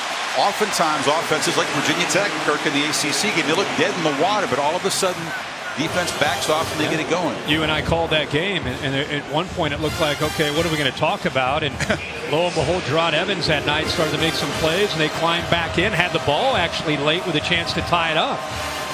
So Marcus Baugh, the tight end, has been looked at on the sidelines. He's been dealing with a shoulder issue in recent weeks. This is Weber. He's got nothing going. Lost the ball. A scrum for it. Tigers have it, I believe, at the 40. Weber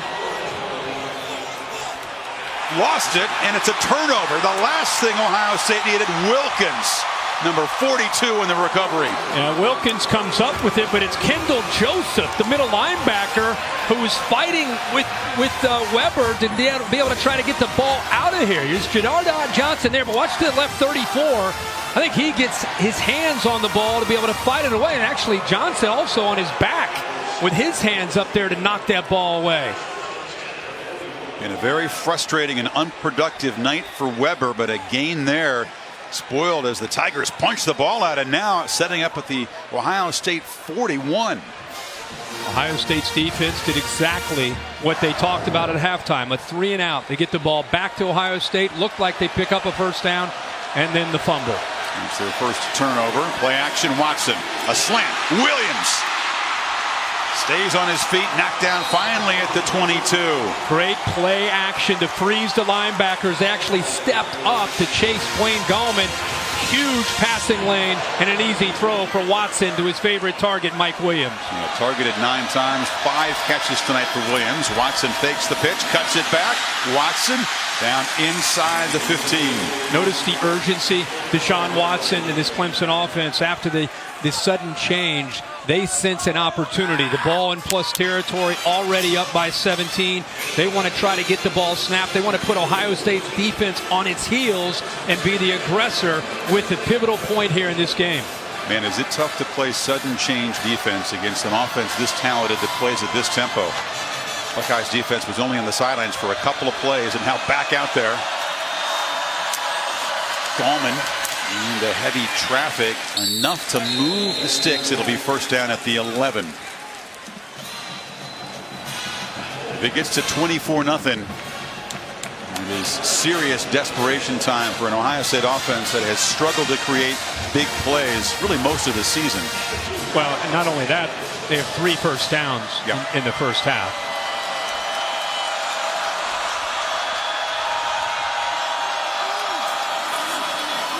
Williams dragging a man down to the 3. That's just a play where the quarterback sees soft coverage. There's a play, actually, it's tagged. There's a run call. The linemen are running a run play. The running back's running a run play. Deshaun Watson looks out to his right, sees soft coverage, and says, instead of running, why don't we just throw it to Mike Williams and let him make a play after the catch? You have imagined they could be this good on first down tonight against an excellent defense. And they're getting 7-8 yards every time. A good recognition there by Watson. Scott takes it on the end around. Artavis Scott sets up a first and goal. It's like Leggett slow to get up there. Going to actually check himself out of the lineup. There's so many weapons, so many talented playmakers. You can take a guy as good as Leggett really out of the game. Hasn't been a factor at all, but offense doesn't miss a beat. Kane really hasn't been a factor. It's been Williams and Renfro catching the passes. And the touchdown to the backup tailback Fuller. First and goal. Lead Deshaun Watson. Quarterback run game, always a threat inside the 5-yard line. Still got it. Buckeyes were all over him. Quick penetration off the edge from Lattimore and a 1-yard loss. Really good discipline from Ohio State's defense. They actually did a good job of taking away the dive and also staying outside and keeping their edges. That time Watson almost tried to bait them with that long ride with Gallman to try to get them attacked down on the running back to open his room to the outside, but the discipline there helps Ohio State. It's Gallman. And again, excellent defense off the edge. Jerome Baker. The Tigers lose another yard, and it'll be third and goal from the 4. That's a heck of a play there. Richard 80 tries to get out there to block Baker, but look at the quickness that time by Baker. Not only to get around the big tight end, but also to be able to make a big tackle there against Wayne Gallman. 2 plays, 2 1-yard losses. Some urgency from this Buckeye defense to keep the lead, perhaps just to 20 if they can. Big difference between 20-0 and 24-0.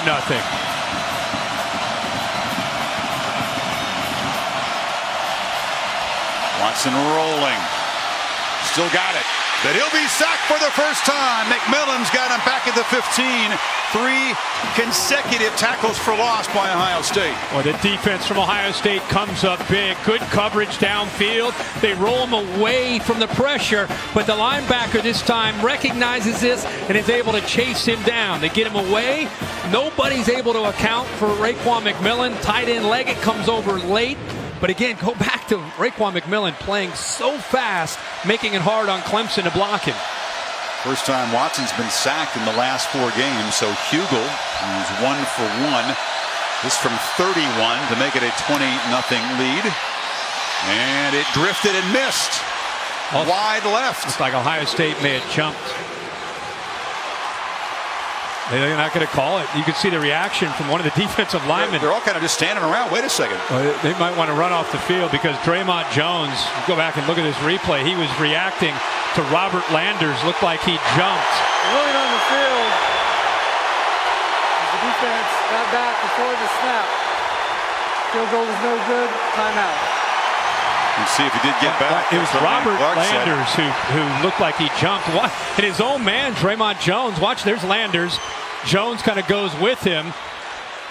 And they sit there. The ball's not snapped. Look at the reaction from Jones and the frustration.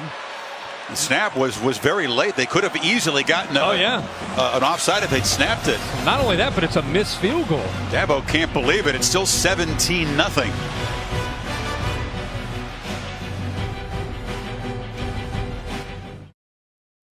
Up empty, a rare miss from the reliable Hugel, but this was confusing. Watch David Estes on the snap here. And this is why Ohio State jumped. Watch Estes move the football, and then Ohio State react to it. There's a no call, by the way. That's why they jumped. That's an illegal snap. Should have been a penalty there. Buckeyes, two guys came across. The ruling by Land Clark was they got back before it was snapped. That's not reviewable, that part of it. But the bigger point is they had first and goal at the 2-yard line and went backwards on 3 plays and get nothing out of it. So remember that series if Ohio State can find a way to get back in the game. Samuel cuts it back on the edge, knocked down at the 25 after a 5-yard gain. They've done a very good job of bottling up Curtis Samuel for the most part tonight. 4 carries, only 4 yards. He has 7 receptions for 39 yards. So not a lot of big play opportunities. He's talking about a guy that averaged 10 yards a touch. So far unable to get out. That time Samuel comes back, gets a lateral, he catches it behind the line of scrimmage and loses a yard. That's the term leveraging the football. They don't let him outflank them. They get to the outside. That time Van Smith gets to the outside. You saw the linebacker Bulware running from the inside. They were determined coming into this game not to let Curtis Samuel beat them. Make somebody else beat us, but it can't be number 4. A lot of times 2 defenders following him wherever he goes. Dismal 3rd down evening for Ohio State, just 2 for 9. Needs 6 here.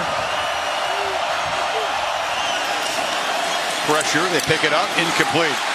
Ball was the receiver out there, but Mark Fields, the corner in coverage, broke it up. 4th down again. And what they do in the first half? A bunch of zone on 3rd down. What do they do here early in the second half? Now you're going to see Clemson football. This is what they do. This is where they bring pressure. They like to confuse you. And look at the right here. You have the tight end. He's not quite able to be in sync. He's been seeing a lot of zone. This time he's in man-to-man, not able to get separation from the defender. Good job at changing it up. Still just 3 first downs for this offense. Johnston takes off running and then just drills a deep punt. Wow, Scott has room though along the near sideline and slips as he tries to cut back at the 32. A flag is down. And it's either I saw it was right at the punter, so I don't know if it's running in or roughing the punter. Have to get out of his way because Johnson took a little extra long run before booting that ball. He also may have a Ohio State player that time. Looked like Chris Worley may be involved in a hold too. Holding. Kicking team number 35. That 10-yard penalty will be enforced in the end of the play. 1st down. Good spot, Kirk. That's a penalty indeed.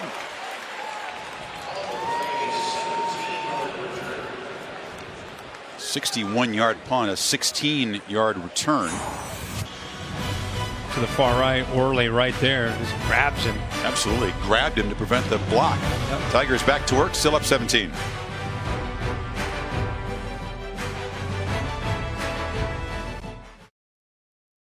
PlayStation Fiesta Bowl, brought to you by Gatorade, the proven sports fuel. Nissan, premier partner of the Heisman Trophy. Allstate, proud supporters of college football. It's good to be in good hands. And AT&T, get your entertainment and sports your way from AT&T. Goodyear providing our Arrow coverage again tonight. Committed to honoring blimp-worthy athletes who demonstrate hard work on and off the field. Goodyear, official sponsor of the college football playoff. Clemson has run 19 more plays than Ohio State tonight, Kirk. And now the Buckeyes defense back on the field. Ball spotted at the 41 after the hold on that punt. So Clemson's offense, are they going to begin to wear down this group? You wonder how much the offensive struggles for Ohio State has a negative impact on their own defense. The Buckeyes defense has been asked to come up with play after play to keep them in the game, but when you're going 3 and out every single time on offense, you wonder it could take a toll on the psyche of the Ohio State defense. See how long they can keep battling against Deshaun Watson. McLeod comes in motion. That's just window dressing. They flip it to him in the flat. Again, great blocks on the edge. The Tigers receivers have been strong in that area tonight. Great job here of keeping the linebacker inside with the ball fake. Then you can get him outflanked. A little bit of a ball fake. Force Worley to have to respect it, freeze his feet for a second, and then McLeod gets outside of him there. Deion Kane helped with the block. They gained 20 yards inside Ohio State's 40. Watson fakes the run, flips it over the middle and just behind Gallman there. There's a little wrinkle. Yeah, the little wrinkle is Raekwon McMillan is making every tackle against the run. So let's make him pay for being overly aggressive by kind of almost like a little jump pass behind him. They tried to kind of use Wayne Gallman as a decoy, saying, oh, he's just going to come out and block. And they try to flip it right over top of him and just didn't quite hit that, out of sync. Shot at Tyquan Lewis there, Kirk. Hands on hips, the wear and tear you've mentioned. McLeod on the pop pass into the boundary, really nowhere to run. Berger and Hubbard string it out. The rotation from Greg Schiano and Luke Fickell on that defensive line, they played 8 tonight. And the reason they've got to play 8 is it's not just being exhausted because of facing the up tempo. It's also dealing with the psyche, as we talked about a little bit earlier. But here's another big 3rd down opportunity.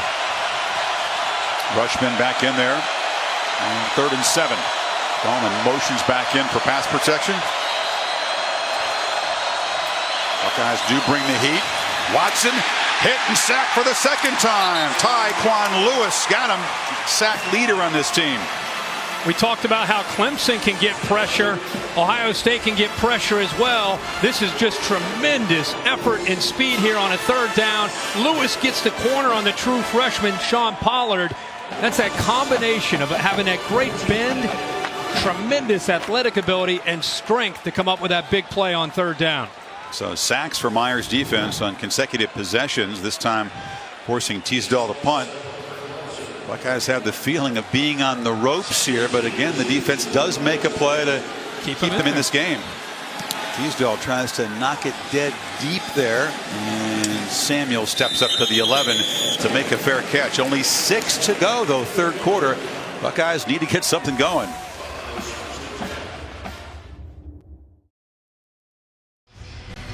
The All-State bus. Curtis making the long drive to Glendale. Now time for your All-State street cred pick this week. All-State and I have been awarding street cred all year on Twitter and spotlighting the best performance of the week in college football. And today the performance by Alabama in the Chick-fil-A Peach Bowl. The obvious choice. Look at that, 16 straight wins against AP-ranked opponents. The longest in the poll era.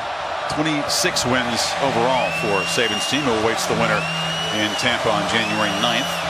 Buckeyes and Barrett running all the way. It's about a 10-yard gain. That's really his best run tonight. Yeah, one of the few times he's had a little bit of room to run. He had a nice block there by A.J. Alexander that tied in. And Ohio State has not been able to stretch this Clemson defense at all, allowing Clemson to crowd that line of scrimmage like we saw against Michigan and Michigan State late in the year. Hot pass now to Samuel. Nowhere to run. They string it out. They wanted to play with tempo tonight, but you can't play with tempo if you can't make a 1st down. No, and you're getting pushed back into the backfield. I mean, this Clemson defense, they're not fearing anything at all downfield. Ohio State's, I think, attempted maybe 4 passes downfield beyond 10 yards. You can see 1 to 3 in the middle. Only 21 yards in the entire game. So if you're Clemson, you don't fear anything downfield. And with the way the pass rush is getting after J.T. Barrett, this defense is squeezing, especially in on number 4 in those short passes in the run game. That's not really downfield. That's only 11 yards. No, they're taking deep shots. Right. Barrett from the pocket does take a deep shot and overshoots Corey Smith.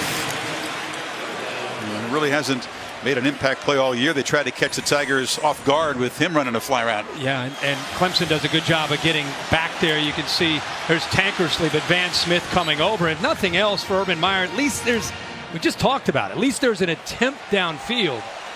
They don't hit it, but it lets Clemson know that Ohio State will at least try to challenge them downfield, try to back them up.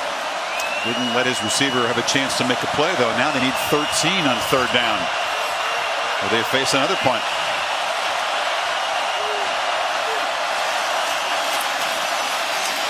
JT sacked back inside the 10 by Clelin Ferrell, who has had a dominant evening off the edge. Here's a stunt. This is more like Clemson's defense. The stunt comes around to be able to get in. They blitz the linebacker here. This is where you expect to see more of a challenge because of the complexity. The center moves down to his left. Nobody accounts for Ferrell, who comes all the way around on the twist up front. And that time, JT Barrett, no chance at all. Johnston from his end zone. This time it's a shorter boot. High, though. Scott interfered with. It's a muff, but the Buckeyes got too close to him that time. Terry McLaurin, the receiver, didn't give Artavis a chance to field it, so that muff will be nullified. Talk about the guys off the edge, Kirk, whether it's been Vic Beasley, Shaq Lawson, and Kevin Dodd a year ago, and the beat goes on with Ferrell. They are just able to find and develop these edge pass rushers so well with that program. Now they recruit. I mean, that is a big priority for Brent Venables. Think about what he's done since he's been at Clemson with the sacks. I mean, it's a big part of their defensive scheme. Opportunity to catch the kick. Kicking team number 83. A 15-yard penalty. First down, Clemson. And back to your point, in the 5 years that Brent Venables has been there as a defensive coordinator, they average 42 sacks a year. Incredible.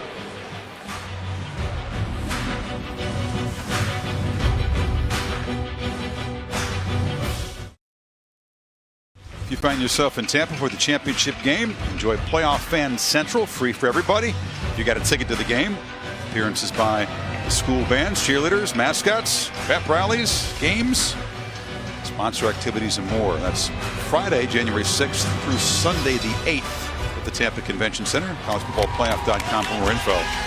Tigers getting a little closer to a rematch with Alabama in that championship game. 4:09 in the third, and after that kick catch interference, the ball moved to the Ohio State 40 to begin this possession. Buckeye defense up against it one more time, Kirk. Sean Watson due for a shot downfield. Instead, they fake the pitch, and he takes off with a bevy of blockers, and Watson down inside the 25. Little toss sweep fake to Gallman.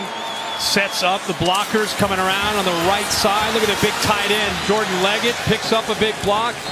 Well, we have seen some misdirections plays for Watson with Ohio State flowing so quickly, going back the other way, that have produced some big yards for him on the ground. At 17 that time. This is Gallman with the quick burst. Gallman down near the 10.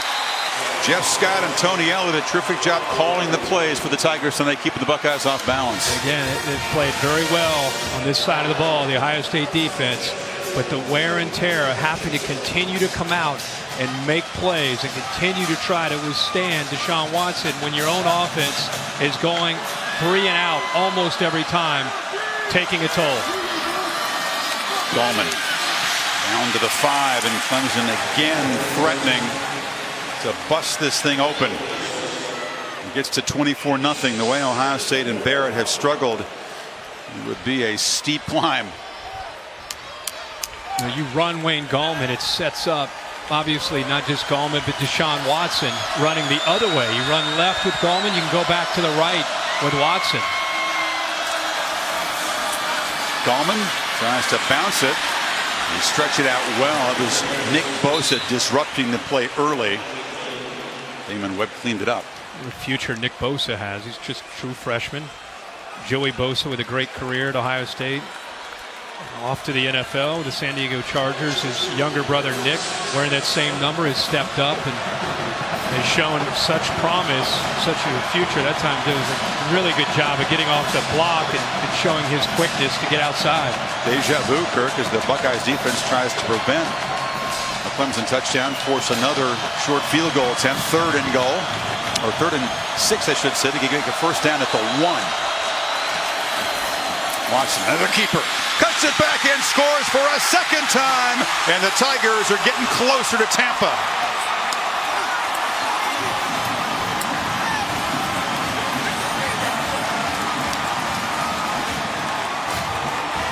Which quarterback would make a bigger impact as a runner tonight?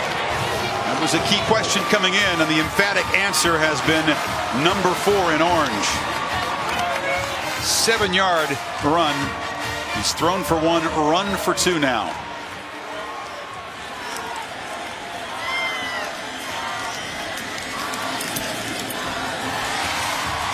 $24-0. Again, the misdirection, a little bit of action. It goes this way, and then he comes back. But watch the block right here, the double team, and how they push Bosa, the freshman, basically into the end zone. It gets a little action to the right. They come back. There's the double team. He cuts back behind the double team for the touchdown. Well designed, well executed, and the patience again from Watson on a misdirection play. When he gets down to the red zone and runs it, he's not afraid to cut it back and run it right up in against with the big boys in there. And down inside that red zone, he's more of a downhill runner. Outside, he'll get outside and run to the perimeter. Urban Meyer knows that was a big blow now, down 24. First points of the 3rd quarter. Deshaun Watson loves this building. Gave Saban's Bama defense all kinds of trouble a year ago, and now coming back to Glendale with another big night, perhaps earning a rematch against the Tide. 17 minutes to play, but it just feels like a massive challenge for Ohio State as they try to get something going on the return. A.J. Alexander, they've had really about as many return yards as offensive yards tonight. The trophy, of course, will await the winner here against Alabama in Tampa, presented by Dr. Pepper, January 9th here on ESPN. It's a week from Monday. Now Ohio State even more in predictable position with their play calling. It's been such a tough night for this offense. Only 103 yards of total offense. Look at Mike Weber, only carried it twice. Fumbled the ball, dropped the pass early. He's been a non-factor. 1,000-yard rusher. Barrett immediately looks to take a shot downfield. Has Victor running free. Goes up. Flag comes in as it's broken up. They'll get an interference call on the underthrow. Edmond was back there defending against the freshman. Ohio State took another shot. Last couple series, they're finally trying to attack downfield. Talked about how Clemson's not respecting that. And they're crowding the running game. They're crowding the short passes. Pass interference. Defense number 29. A 15-yard penalty with an automatic first down. Interesting. They've taken some downfield shots with guys like Corey Smith and Victor. Watch Farrell get pressure here and get into the face again to J.T. Barrett with Wilkins. Look at this. I mean, he's had it all night. And he actually looking at the official, and that ball's underthrown, and that's why there's pass interference. Edmond runs into the young freshman Victor, who's coming back to the ball. JT pump fake, and now again looks downfield, this time for McLaurin, and it's going to be a 2nd consecutive pass interference, that time on Mark Field. That's been their best thing tonight, is trying to draw PIs. Again, you're getting a lot of man-to-man. Take a few shots downfield with the guys that you feel you're best with. Pass JT Barrett, the timing. Defense number 2, a 15-yard penalty, first down. You combine pass interference with defensive holding, they have among the most in the FBS, Clemson. Yeah. And again, Fields, good job by McLaurin getting behind him. 2nd time in a row here.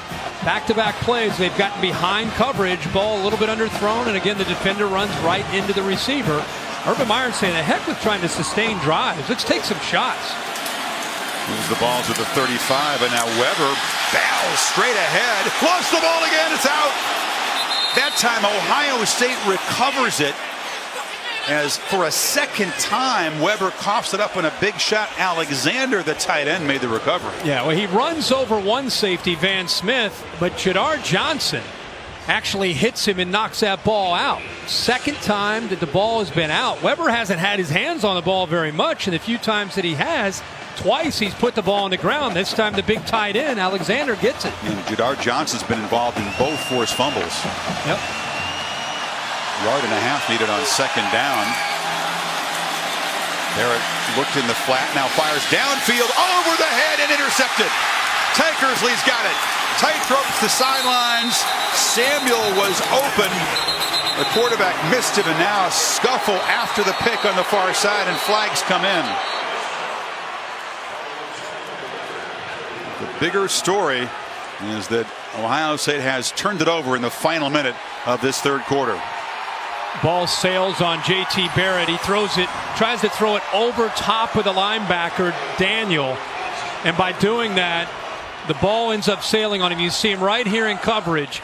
He's kind of sinking back, and I think the ball ends up floating, goes up and over Samuel, who makes a pretty good effort on the ball. And there's Tankersley after the tip ball. But there is a lot of personal fouls going on after the whistle. Appeared to just tip off the hands of Samuel, yep, which made it a pretty easy pick for Tankersley, his fourth of the season.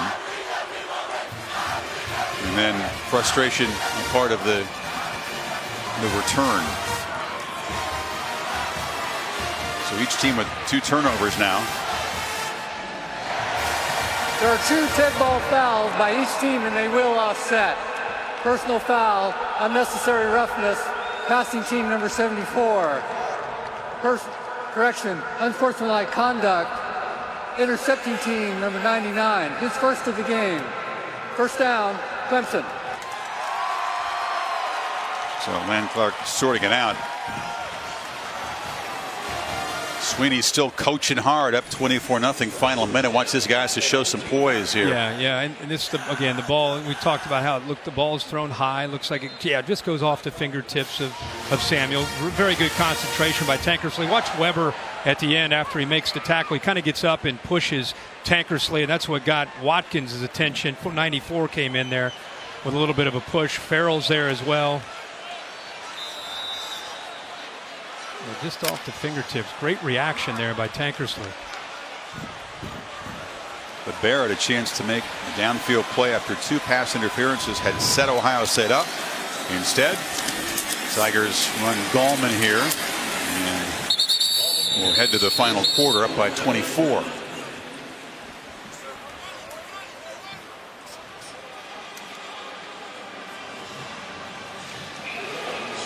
Gallman has had to earn all 40 of his rushing yards tonight. Hadn't been easy. He's carried it 15 times. The Buckeyes have bottled him up pretty well. Less than 3 yards a carry. Watson still got it, chased, and it's deflected, incomplete. It was Baker on the rush who got a hand on it. 3rd and 9. Admire that Ohio State defense. I mean, they are getting no help from their offense, and they, for the most part, they're still out there playing with energy, with trying to get that ball back, not giving up. Clemson has run 25 more plays than Ohio State has so far tonight. Buckeyes just 41 plays through 3 quarters. Different look from the Buckeye front on this 3rd and 9. And Watson flushed. Flag comes out. He's going to run for a first down, but this is back in the holding area. Yeah, the left tackle held. Looked like Tyquan Lewis, who had some success earlier getting after Deshaun Watson. Mitch Hyatt.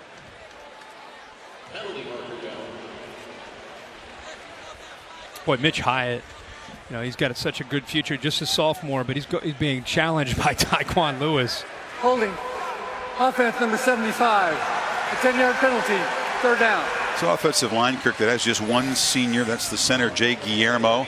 It got off to a slow start this season, but they have come on strong down the second half. An obvious hold there. Yeah. Tackle, more like it. Well, and again, Lewis is one of the better pass rushers you'll see in the Big Ten. He does a good, just like we talked earlier about that combination that he has of quickness and strength. You get into 3rd down, you know you're going to have to deal with number 59. You got a couple of sophomores up there. You got a true freshman right tackle tonight, and Sean Pollard. Yeah. Done a pretty good job. 24-0. This was Watson's touchdown run. Urban Meyer feeling the pain. Was that the dagger? End of 3 in Glendale. You're watching the PlayStation Fiesta Bowl on ESPN.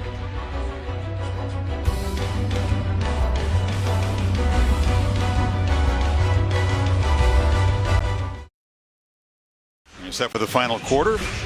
College football playoff semifinal number 2 at the PlayStation Fiesta Bowl. Place where the Tigers lost a heartbreaker in the championship game to Alabama a year ago, but have been ultra impressive through 3 quarters tonight. Determined to get back for a rematch with the Tide in Tampa this time in 9 days. Clemson with the football pinned back at the 10-yard line. Ohio State band hasn't quit. No, they're still banging away. 3rd and 19 now. Let's see if they play it conservative up 24. They just hand it off inside. Gallman gets ahead of steam and gives it a go and does move the sticks out of the 30. Are you kidding me? That's a determined runner. Yeah. And Gallman has had a quiet year by his standard and his expectations, but look at his knees up. It almost reminds you of like a Roger Craig back in the day with the 49ers and when he runs downhill. Dabo says run it on 3rd and 19 and keep the drive alive. I like that. Wow. He is such a slasher. On the end around, Gallman running free, and now they're starting to gash that Ohio State run defense. The ball moved to midfield. Talk about killing the will of a team. You pick up a first down on a run. With the way this whole game has gone, you come right back with another run, and again, there they are with their tempo, sensing that, right back to the line of scrimmage with a quick snap. Sean still got it on the edge, chased down by McMillan. That's on just a 2-yard gain. He had Hunter Renfrow up there on the sideline. He's just kind of running parallel to the line of scrimmage, trying to bait the defenders towards him and then flip it out to Hunter Renfrow, kind of like a triple option. But Ohio State took Renfrow out and eventually chased down Watson. This time they go trips up into the boundary there up the top. Clemson now over the 400-yard mark in offense. Buckeyes sitting at 111 for this game. They go to the boundary, and McLeod muscled out of bounds by Conley after a short gain. Dabo wanted another penalty over there. That has everything to do with how Ohio State responds to 3 receivers into the boundary. And because 2 of the corners were soft, they flip it out there. If he gets tight coverage, Chris, he'll end up running the ball back to the left with him or Wayne Gallman. 5 yards needed on this 3rd down play.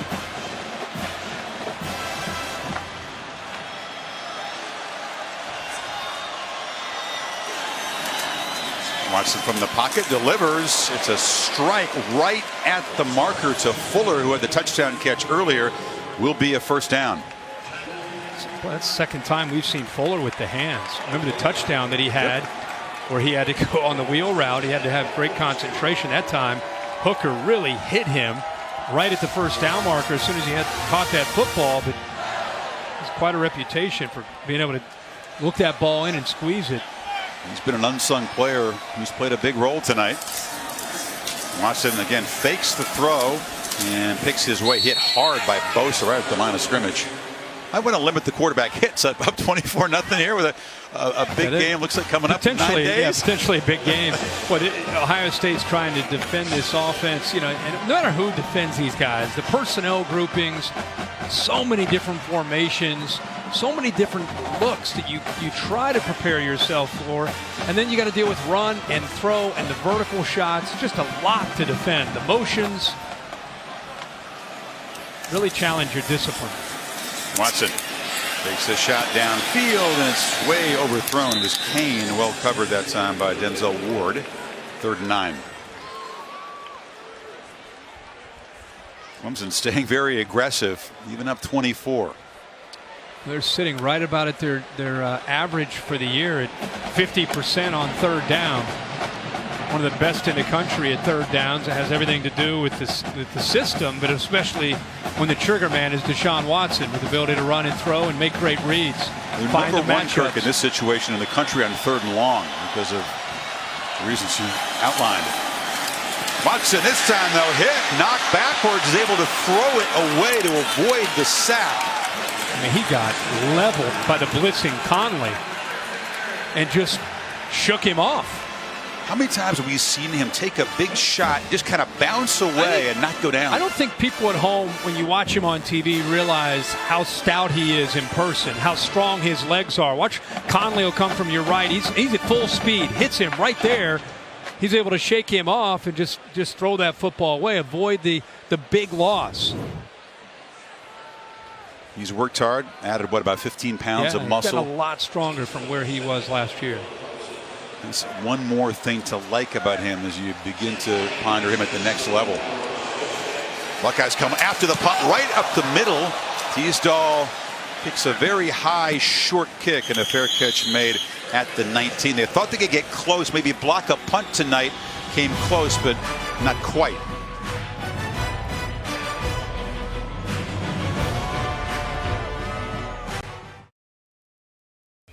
College football playoff bracket brought to you by AT&T. Bama with the 17-point win earlier in Atlanta after the Huskies drew first blood, awaiting apparently Clemson, what would be a rematch, of course, of the 45-40 Bama win here a year ago. Either way, it was going to be a rematch because, of course, Ohio State beat Bama the first playoff year, the upset down in the Superdome. But Ohio State, Kirk, a grim evening. This is almost historically grim. If you look about the history of the Buckeyes in bowl games, shutout in the Rose Bowl by Cal in 1920. It is the only bowl shutout for this program. Been very few shutouts, period.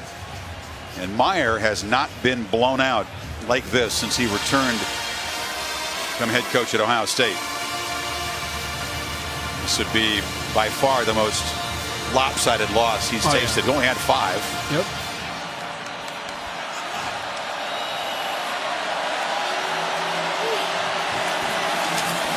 Samuel breaks free. Curtis Samuel in the clear. Johnson chasing him. Cuts it back and backpedals out of bounds. They waited all night to get number 4 loose. Yeah, all night in a counter play where he follows the left tackle and the center. Watch the center and the left tackle come around. Nice job also showing some strength. Cleveland Farrell almost brought him down from behind at the beginning, but he shows the strength and then the speed to pick up some big yards. Buckeyes in the red zone, and immediately they misfire. Had 111 yards coming into that play. Got more than half with the 64 that Samuel created. And now he's set back by a false start. False start. Offense number 74. 5-yard penalty. Still first down. It's DeMarco Jones. You know, he was the one that stepped on the guard, Michael Jordan. Happened very early in the game, and it just seemed to discombobulate that Buckeye front. They've had all kinds of trouble tonight. You can see Jordan back and still trying to play through that pain over at left guard spot. 1st and 15. Another high throw from JT, and he went down hard after the incompletion. He's been off target tonight. Remember when Chidar Johnson, the safety from Clemson, number 18, came out and said some things publicly this week, and a lot of people in the media and some fans thought he was talking trash about JT Barrett. He said, hey, we played better quarterbacks. If we make him throw to win, we're going to win the game. We got to stop him from running. That was the game plan. Make Ohio State have to throw, pass protect, receivers try to get separation. It's kind of been the plan. And stopped behind the line.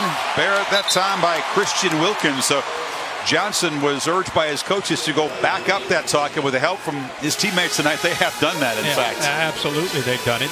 Remember, Johnson also made some comments one time early in the year about Lamar Jackson, so he's kind of had a history of doing that. But you're right, tonight they have backed it up. Here is a misread on a zone read from JT Barrett. With the defensive end taking the quarterback, he should have handed that one off that time to Mike Weber.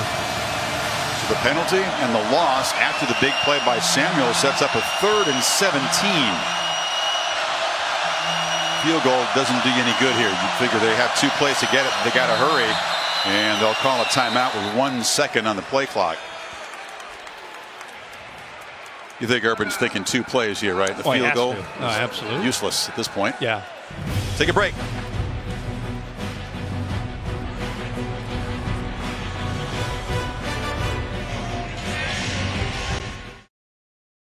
PlayStation Fiesta Bowl, brought to you by PlayStation.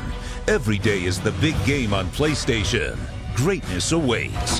Taco Bell's $1 double stack tacos, the Lincoln Motor Company, and the Capital One Venture Card. Earn unlimited double miles on every purchase every day. Allstate's been sponsoring the Good Hands Field Goal Nets for 12 years now, making contributions to universities' scholarship funds for each field goal and extra point kicked. To date, Allstate has contributed millions in scholarship funds. 10:33 to play. Buckeyes with the football and need 17 on 3rd down. We were talking at the break about, whether it's obviously they got to go for it if they get to a 4th down, but they're thinking of still a 3-possession game. If they can get into the end zone, they've got to be going for 2, obviously. First problem is get the 17 yards. Right. And Barrett's going to be knocked down, and now can you go for it from way back at the 35? Carlos Watkins, the senior leader of that group, with the sack. Nice job of going here and here. It's actually Watkins that comes from right there to be able to move across. See how he fights through? Forces that Ohio State offensive line to have to communicate. Bounces off the center elf line and is able to get home. Again, you can get creative like that with stunts, something that Alabama's eventually going to have to deal with next week, and not have to blitz. They're playing zone behind it, but twisting up front, and it's enough to affect the communication of that offensive line. What do you got on 4th and 27 here? Got to get to the 6-yard line. Hail Mary, looks like. Barrett hit as he throws and just throws into the end zone where it's going to be intercepted. Van Smith's going to run it out. Smith has open space.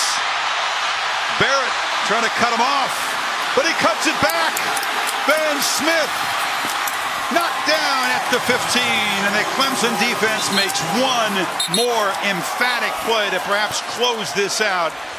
There's some flags, there's some guys on the field, a lot going on. That play sums up to me the entire night. 4th down and forever.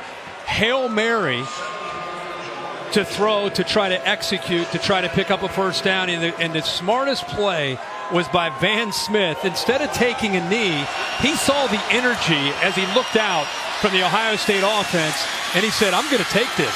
I'm going to take it out. Nobody's chasing him. Couple linemen give a little bit of effort, but he came close to taking this over 100 yards to the end zone. Watch Barrett. Personal foul.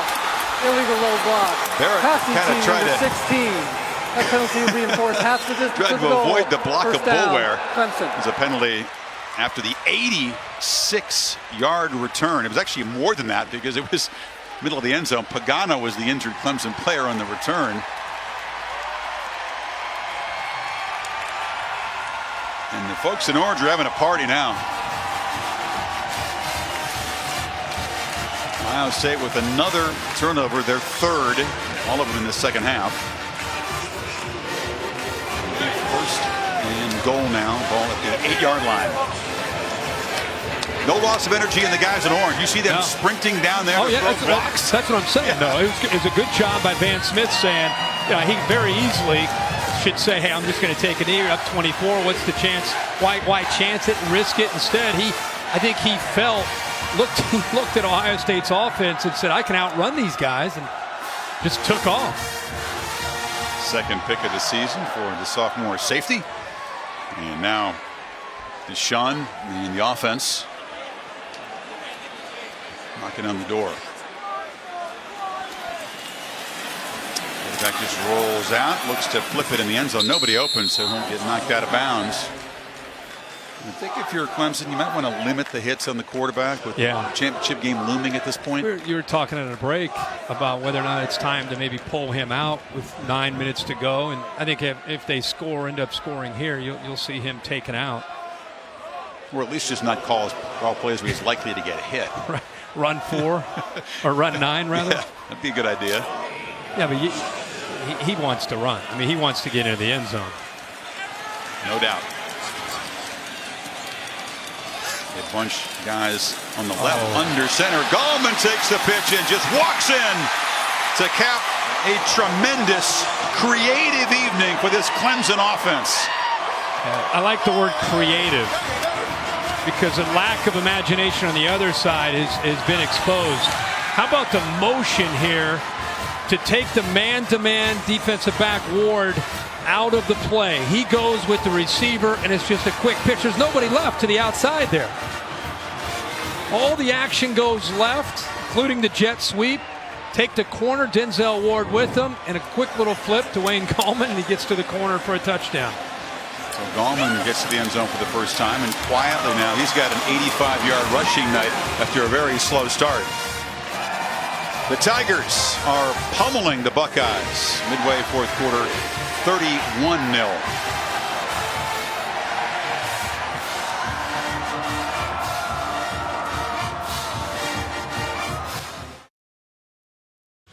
Tripleheader on Monday. It begins with the Goodyear Cotton Bowl. The Badgers will have to try to reverse a slide for the Big Ten. Favorites against Western Michigan will be in Pasadena for the Trojans and the Nittany Lions at 5 o'clock Eastern on ESPN. And the nightcap from the Superdome, Auburn and Oklahoma in the Sugar Bowl. Big Ten now, after tonight, 2-5. Yes, sir. After a year where there was a lot of talk about the Big Ten, and maybe this is the year they're the best conference. And after Florida State winning last night over Michigan and Clemson winning tonight against Ohio State, the ACC is pounding their chest. They're pounding opponents, too. 8-3. And Deshaun Watson, Kirk, apparently that's going to be it for him tonight. And what a night and what a month for this guy. ACC championship game MVP against Virginia Tech. Goes to New York. Heisman finalist for a second time. Graduates, the first in his family to graduate. Did it in 3 years, and tonight comes out and once again in this building lights people up. Wow. Yeah, if there's a guy that's easy to pull for, it's a guy like Deshaun Watson. Everything that's great about the sport of college football. You see Mike Williams, all these guys having some fun with him down there. Yeah, they worked their entire offseason to get a chance to get back to that national championship, and I think privately probably hoping that Alabama got there. And now they're going to have their chance to play Bama again in a championship. We'll talk more about that in the closing minutes. Meanwhile, Barrett, who's been really struggling after halftime as a passer, delivers far side, and that's broken up again. JT Kirk now 2 of 8 for 6 yards and the 2 interceptions in the second half. And right now the motivation for the guys in orange is a shutout. Yep. I mean, if there's 8:41 to go, Urban Meyer has never been shut out as a head coach. Barrett steps up and flips it short to Weber, who's had a difficult evening, and knocked down. It'll set up another third down play. What I take away from this game is the Clemson defense and the preparation that Brent Venables, his staff, and those players put in, and how Ohio State, with 3 or 4 weeks to get ready to try to change some tendencies because they were limping down the stretch offensively. They were very one-dimensional. They weren't able to make enough changes. They got beaten up front at the line of scrimmage, and Clemson anticipated and expected a lot of things based on formations and down and distance. On 3rd and 5, Barrett tries to pick his way and does spin for a first down out near the 40. It kind of reminds me, just maybe it's being in this building. You and I were here in the 2007 national championship, the 06 season, when Urban Meyer was with the Florida Gators and Ohio State was here. Kind of has that same feel where Ohio State just can't get anything going throughout most of this game. Well, they can't get Barrett free. He does spin and now just fires high, and the catch is made along the sidelines there by Corey Smith out near midfield. The motivation for Ohio State is to avoid that shutout. If you think about Urban Meyer, what you said there a minute ago, 194th game as a head coach. never blanked. Only lost 28. Right. And only 5 here at Ohio State. 2nd and 1. Across the middle again. That's made by Smith. That was an area they thought they might have some success because of the linebackers, Boulware and Joseph, in the blitzing. That time they did blitz, and there was a nice big opening right behind them, and he just kind of sat right in that area, and Barrett got the ball out of his hands quickly. Some backups in there on the Clemson front at the moment. Barrett, a lot of time, delivers across the middle, and it's dropped by Noah Brown. Another drop by this Buckeye receiving corps tonight. He found the opening. I mean, you're rushing 3 and dropping 8. It's hard to find a spot to be able to throw it, but give Noah Brown credit for being able to settle into a soft spot. He just lack of concentration. The third drop that I can remember that cost Ohio State a first down. That might have been a touchdown. Yeah. Barrett trapped, desperately heaves it away to Weber, the outlet receiver. It's a short gain. It'll be 3rd and 7 now. JT is just fighting for his life back there every snap. They are getting after him. You're seeing Albert Huggins, the sophomore. Fresh legs as a pass rusher. That's right. Austin Bryant also chasing him down. Seeing the depth of this Clemson defense as these mostly reserves now, in the front anyway, try to protect the shutout. Barrett delivers. Samuel, and it's just short of a first down. It'll be 4th down.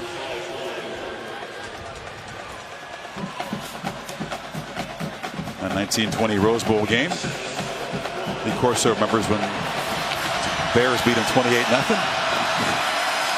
On 4th down, Weber is stuffed, and that is a fitting way to end this Ohio State possession. Pagano and company just snuff out another drive. Yeah, you're talking about a team playing for a purpose and pride. They're up 31-0. You'd think it's a tie game. I mean, they want to preserve this shutout. They don't know probably that Urban Meyer's never been shut out. They just want to shut Ohio State out in this playoff. And what a huge stop there by Pagano on 4th down. 5:48 to go. Clemson rolling towards Tampa.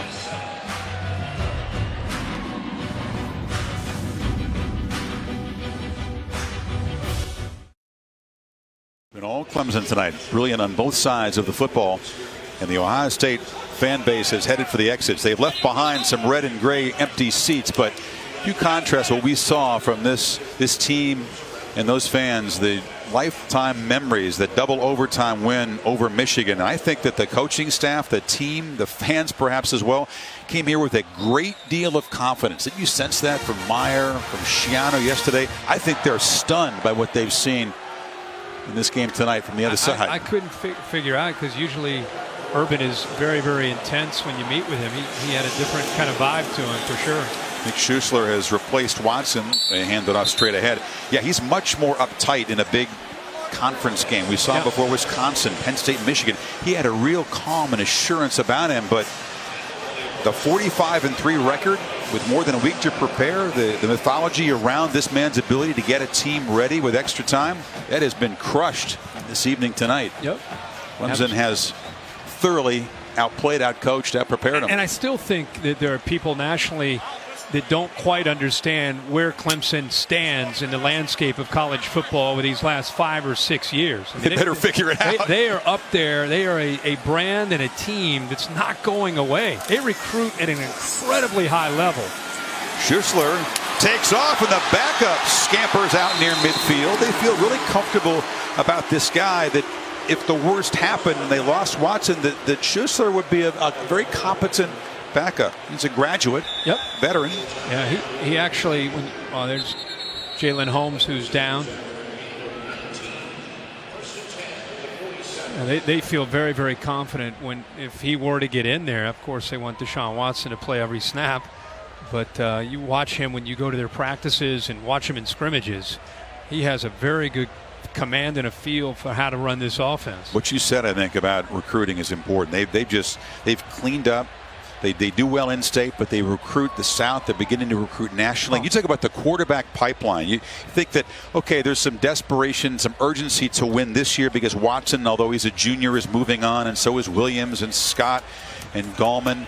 But they just got a commitment from a junior. Yeah, Hunter Johnson is the 2000 recruiting class 17 top-rated quarterback. He comes in, and then you got Trevor Lawrence, who's the 2018 #1 recruiting prospect at quarterback coming in too. I mean, Dabo Swinney has built a culture himself in his own way. It's kind of unique to him and his personality. They have a brand new facility that they're going to actually open this year on National Letter of Intent Day. That's going to only make them stronger when it comes to recruiting. But there's a vibe on their campus that's very different, and I think it allows him to be able to knock on doors and recruit people and say, just come to our campus. What's the vibe that's different? What's different about it? To me, he's kind of folksy. He's kind of legitimate, authentic father figure type of guy that genuinely cares about his players. And of course, football is important to him, and he wants to win. But I think it's a very authentic, real feel that he cares about your son, who you're going to let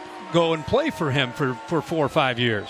I asked Dabo about that. I said, the Ohio State way, as they describe it, is to make it very hard. Try to make you quit every day. And they forge tough players that way. And he said, no.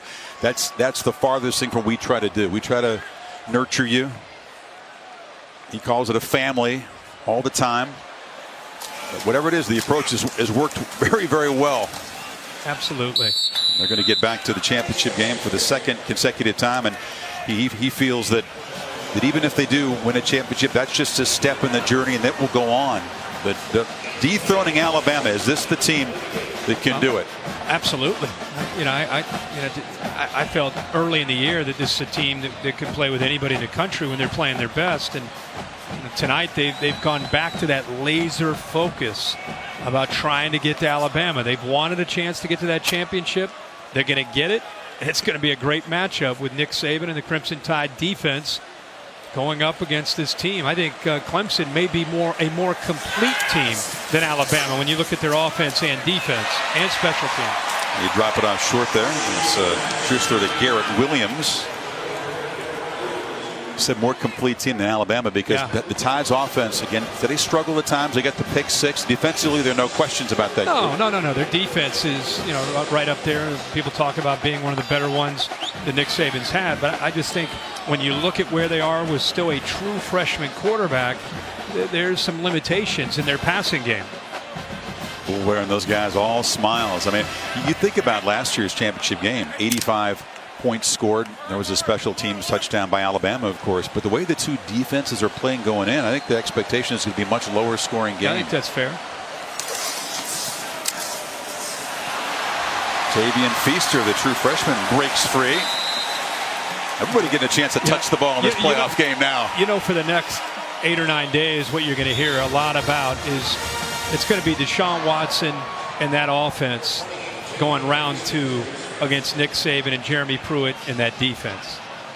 I mean, that's I don't know about you, but when we left this stadium last year, I wanted to see more of that. I wanted to see more of Watson and Nick Saban's defense kind of matching wits and competing against each other. Preseason 1 and 2, and I think they were your prediction that they would rematch in a championship game. Yeah, I picked Clemson preseason, actually beat Bama to win the national title. They'll be an underdog again. That's just the way they like it. In fact, Chris Falika informing us that the experts just a bit north of here will make Alabama about a touchdown favorite in that championship game, about what they were last year. But Clemson now, as an underdog in bowls under Swinney, is going to go to 5-1, and every one of those wins have been against coaches who have won national championships. Think about that. Right. Les Miles, and then 2 now against Meyer, 2 against Bob Stoops. Yeah. That is impressive. You put the names of the teams that they've beaten in those bowl games up on a graphic, and you look who they have beaten. And that's what's happened to them in these last 6 years is the confidence that they have gained from beating the teams that they have beaten from the SEC and the Big Ten and all over the country. That's why they walk into most games and feel that they can compete with anybody. And if you're on Clemson on that roster, is there anybody else at the beginning of the season that you would have wanted to make it to the end than Alabama? And I know everybody says I want Bama, but Clemson was going toe-to-toe with them a year ago in the championship. I'm sure that they're, again, privately very excited that it's going to be Bama in the championship. Let's talk more about the matchup in Tampa on the Ford postgame show coming up. A lot of folks say we want Bama. That's the standard bearer. Few teams are equipped to deal with it. Clemson Right. perhaps is one of them.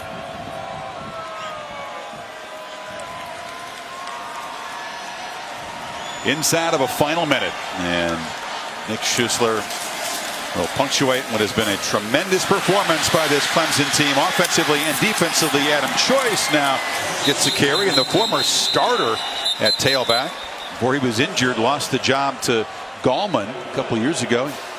Oh, they got him.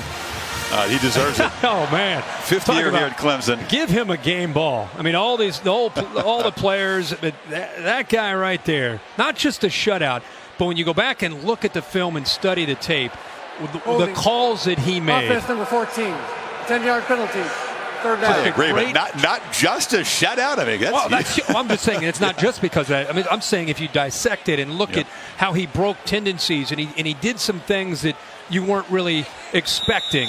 Usually when he does that, it's in an aggressive manner. This time it wasn't necessarily in that aggressive manner. Exactly. But however it was dominant. 208 total yards allowed to Ohio State, and it felt like less than that. Well, you take away big plays late. Take away the big run by Curtis Samuel. Yeah, that was for 64 of those yards. And we got to blow the whistle. The center judge was over there. The play clock was ticking down. Clemson's going to take a timeout here. One factor that Dabo Swinney was talking about, not that he was looking past this game because he wasn't, I asked him, it's a quicker turnaround between the semifinal and the championship game. They got the long trip back home. This game on a Saturday, not a Friday like last year. So they've already scouted. They scouted both teams. They're obviously very well acquainted with Alabama, but they're going to go right to work on the plane ride home on the championship game. And it'll be a more compressed schedule than it was a year ago. That's Bullware talking about Alabama. Now, he said, who won that other game? What was the score? Did he really not know? He didn't know. Come on. You telling me you were down here a minute ago? I think that was the first time you found out who they're going to play in Tampa? That's focus, I guess. That was great stuff. Bearded linebacker and his teammates going to shut out an Urban Meyer coach team for the first time in history, as you said. Here it is again. I think. Pick it up. Here's old Ben. He has made himself a great player through heart and determination. Very instinctive player as well.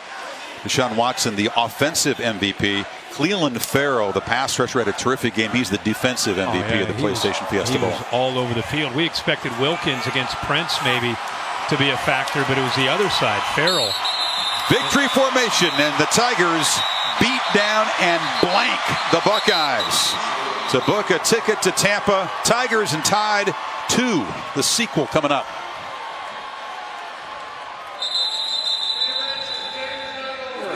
Please go to your bench. Landon Clark says, get back to the bench. We got 9 seconds to play. Urban, I think he wants it to be over. It was fourth down where they took that knee, so Ohio State has to take one more snap. J.T. Barrett, obviously deeply disappointed. His first chance to play in a playoff game. Injured, of course, when the Buckeyes went to the title a couple of years ago with Cardale Jones quarterbacking the final 3 games. And in game 194 as a head coach, Bowling Green, Utah, Florida, and Ohio State, Meyer blanked for the first time. Clemson far more than double the number of total yards. First downs are 25-9, and 2 of the first downs for Ohio State came on penalties. Celebrate, Ben Bulwer, you've earned it.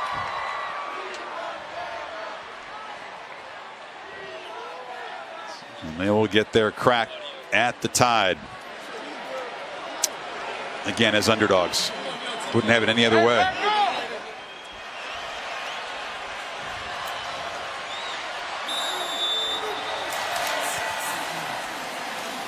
Final play. And Weber tackled. And now fire those confetti cannons. It is over.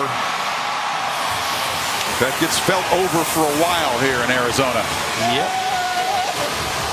Watson throws for 259 and a touchdown. Runs for 57 more and 2 touchdowns. A quick exchange between two coaches who are good friends. A thud to end the season for Myers' team. And Dabo, an Alabama graduate. He's got 2 degrees from Alabama. Was a walk-on wide receiver, a graduate assistant, and an assistant coach for a second straight year. Goes head-to-head against his alma mater for a title. Back to the Natty for Clemson. Let's hear from Dabo with Samantha. Yeah, Chris, he's getting his new hat on. Just happened to get one of those. Coach, we talked at halftime, and things weren't perfect. There were some sacks, there were some interceptions, some missed opportunities, and yet you come out on top 31-0. How is it possible for your team to do that with that type of adversity? Well, it's a team effort, total team effort. You know, you get to this stage, it's talent plus teamwork plus intelligence. Outside of a couple of spots, we played pretty smart all night.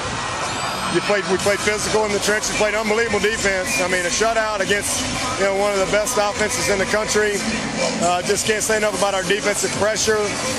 Again, outside of a couple of boneheaded mistakes where they got behind us, and then offensively, we got the best player in the country in number 4, and he showed that again tonight. Wayne Gallman, we made some big plays. Just continue to stay with it. We finished a couple of drives that we needed to finish that we didn't finish in the first half, but just a complete team effort.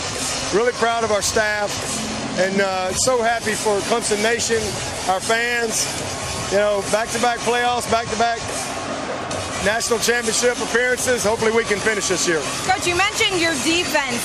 Urban Meyer's teams have never in his head coaching career been shut out. I'm told you challenged your defense at halftime to finish this out. How were they able to do that? Well, that's unbelievable. I didn't know that. But we just stayed locked in. That was one thing we talked about at halftime. I think they had 88 yards at half. And I said, can we play 4 quarters of defense? Can we play 4 quarters of smart defense, make them earn it? And again, outside of a couple plays, but I'll tell you, one of the key things that we talked about coming this game was red zone defense. We knew they would get in the red zone some, and could we play great red zone D? And they did. We had a couple stops on downs. We had turnovers in the red zone. Just a tremendous performance. I don't know how many sacks we had, but we had great pressure on those guys. And again, a total team effort. Special teams, creating field position. We had a couple drives where we didn't score, but we moved it out, punted the ball to where they got to go 80. So just a smart football game and a 4-quarter game by all phases. Last thing for you, we're going to send it over to your quarterback. But, Coach, your fans all year long have been saying, we want Bama. Now you've got them. What do you think? Better watch what you wish for. Listen, we're excited. This is how we ended last year, Clemson, Alabama, and that's how it's going to end this year. Obviously I got a lot of respect for Alabama. It's been a long time there. They are who they are because they've been the best. They've been the standard. And, everything, when you get a first down, you better strike up the band and play it because you have to earn everything. So we all know the challenge that we'll have. We're going to have a great week of prep. But we're excited. Eventually, if you're going to ever be the best, you got to beat them. And it'll be an unbelievable game down in Tampa. And just glad that we got a shot. That's all you can ask for. So we've earned it. Congratulations to Alabama, too. To do what they've done this year, I know how difficult that is. It's going to be a heck of a ball game down in Tampa. Let's get it on. All right. Well, Coach, your wife is right behind you. She's really excited. I'll let you get to her. Tom Rinaldi, take it away. Sam, thank you very much. Alongside the player called the best in this country by his head coach, Deshaun Watson.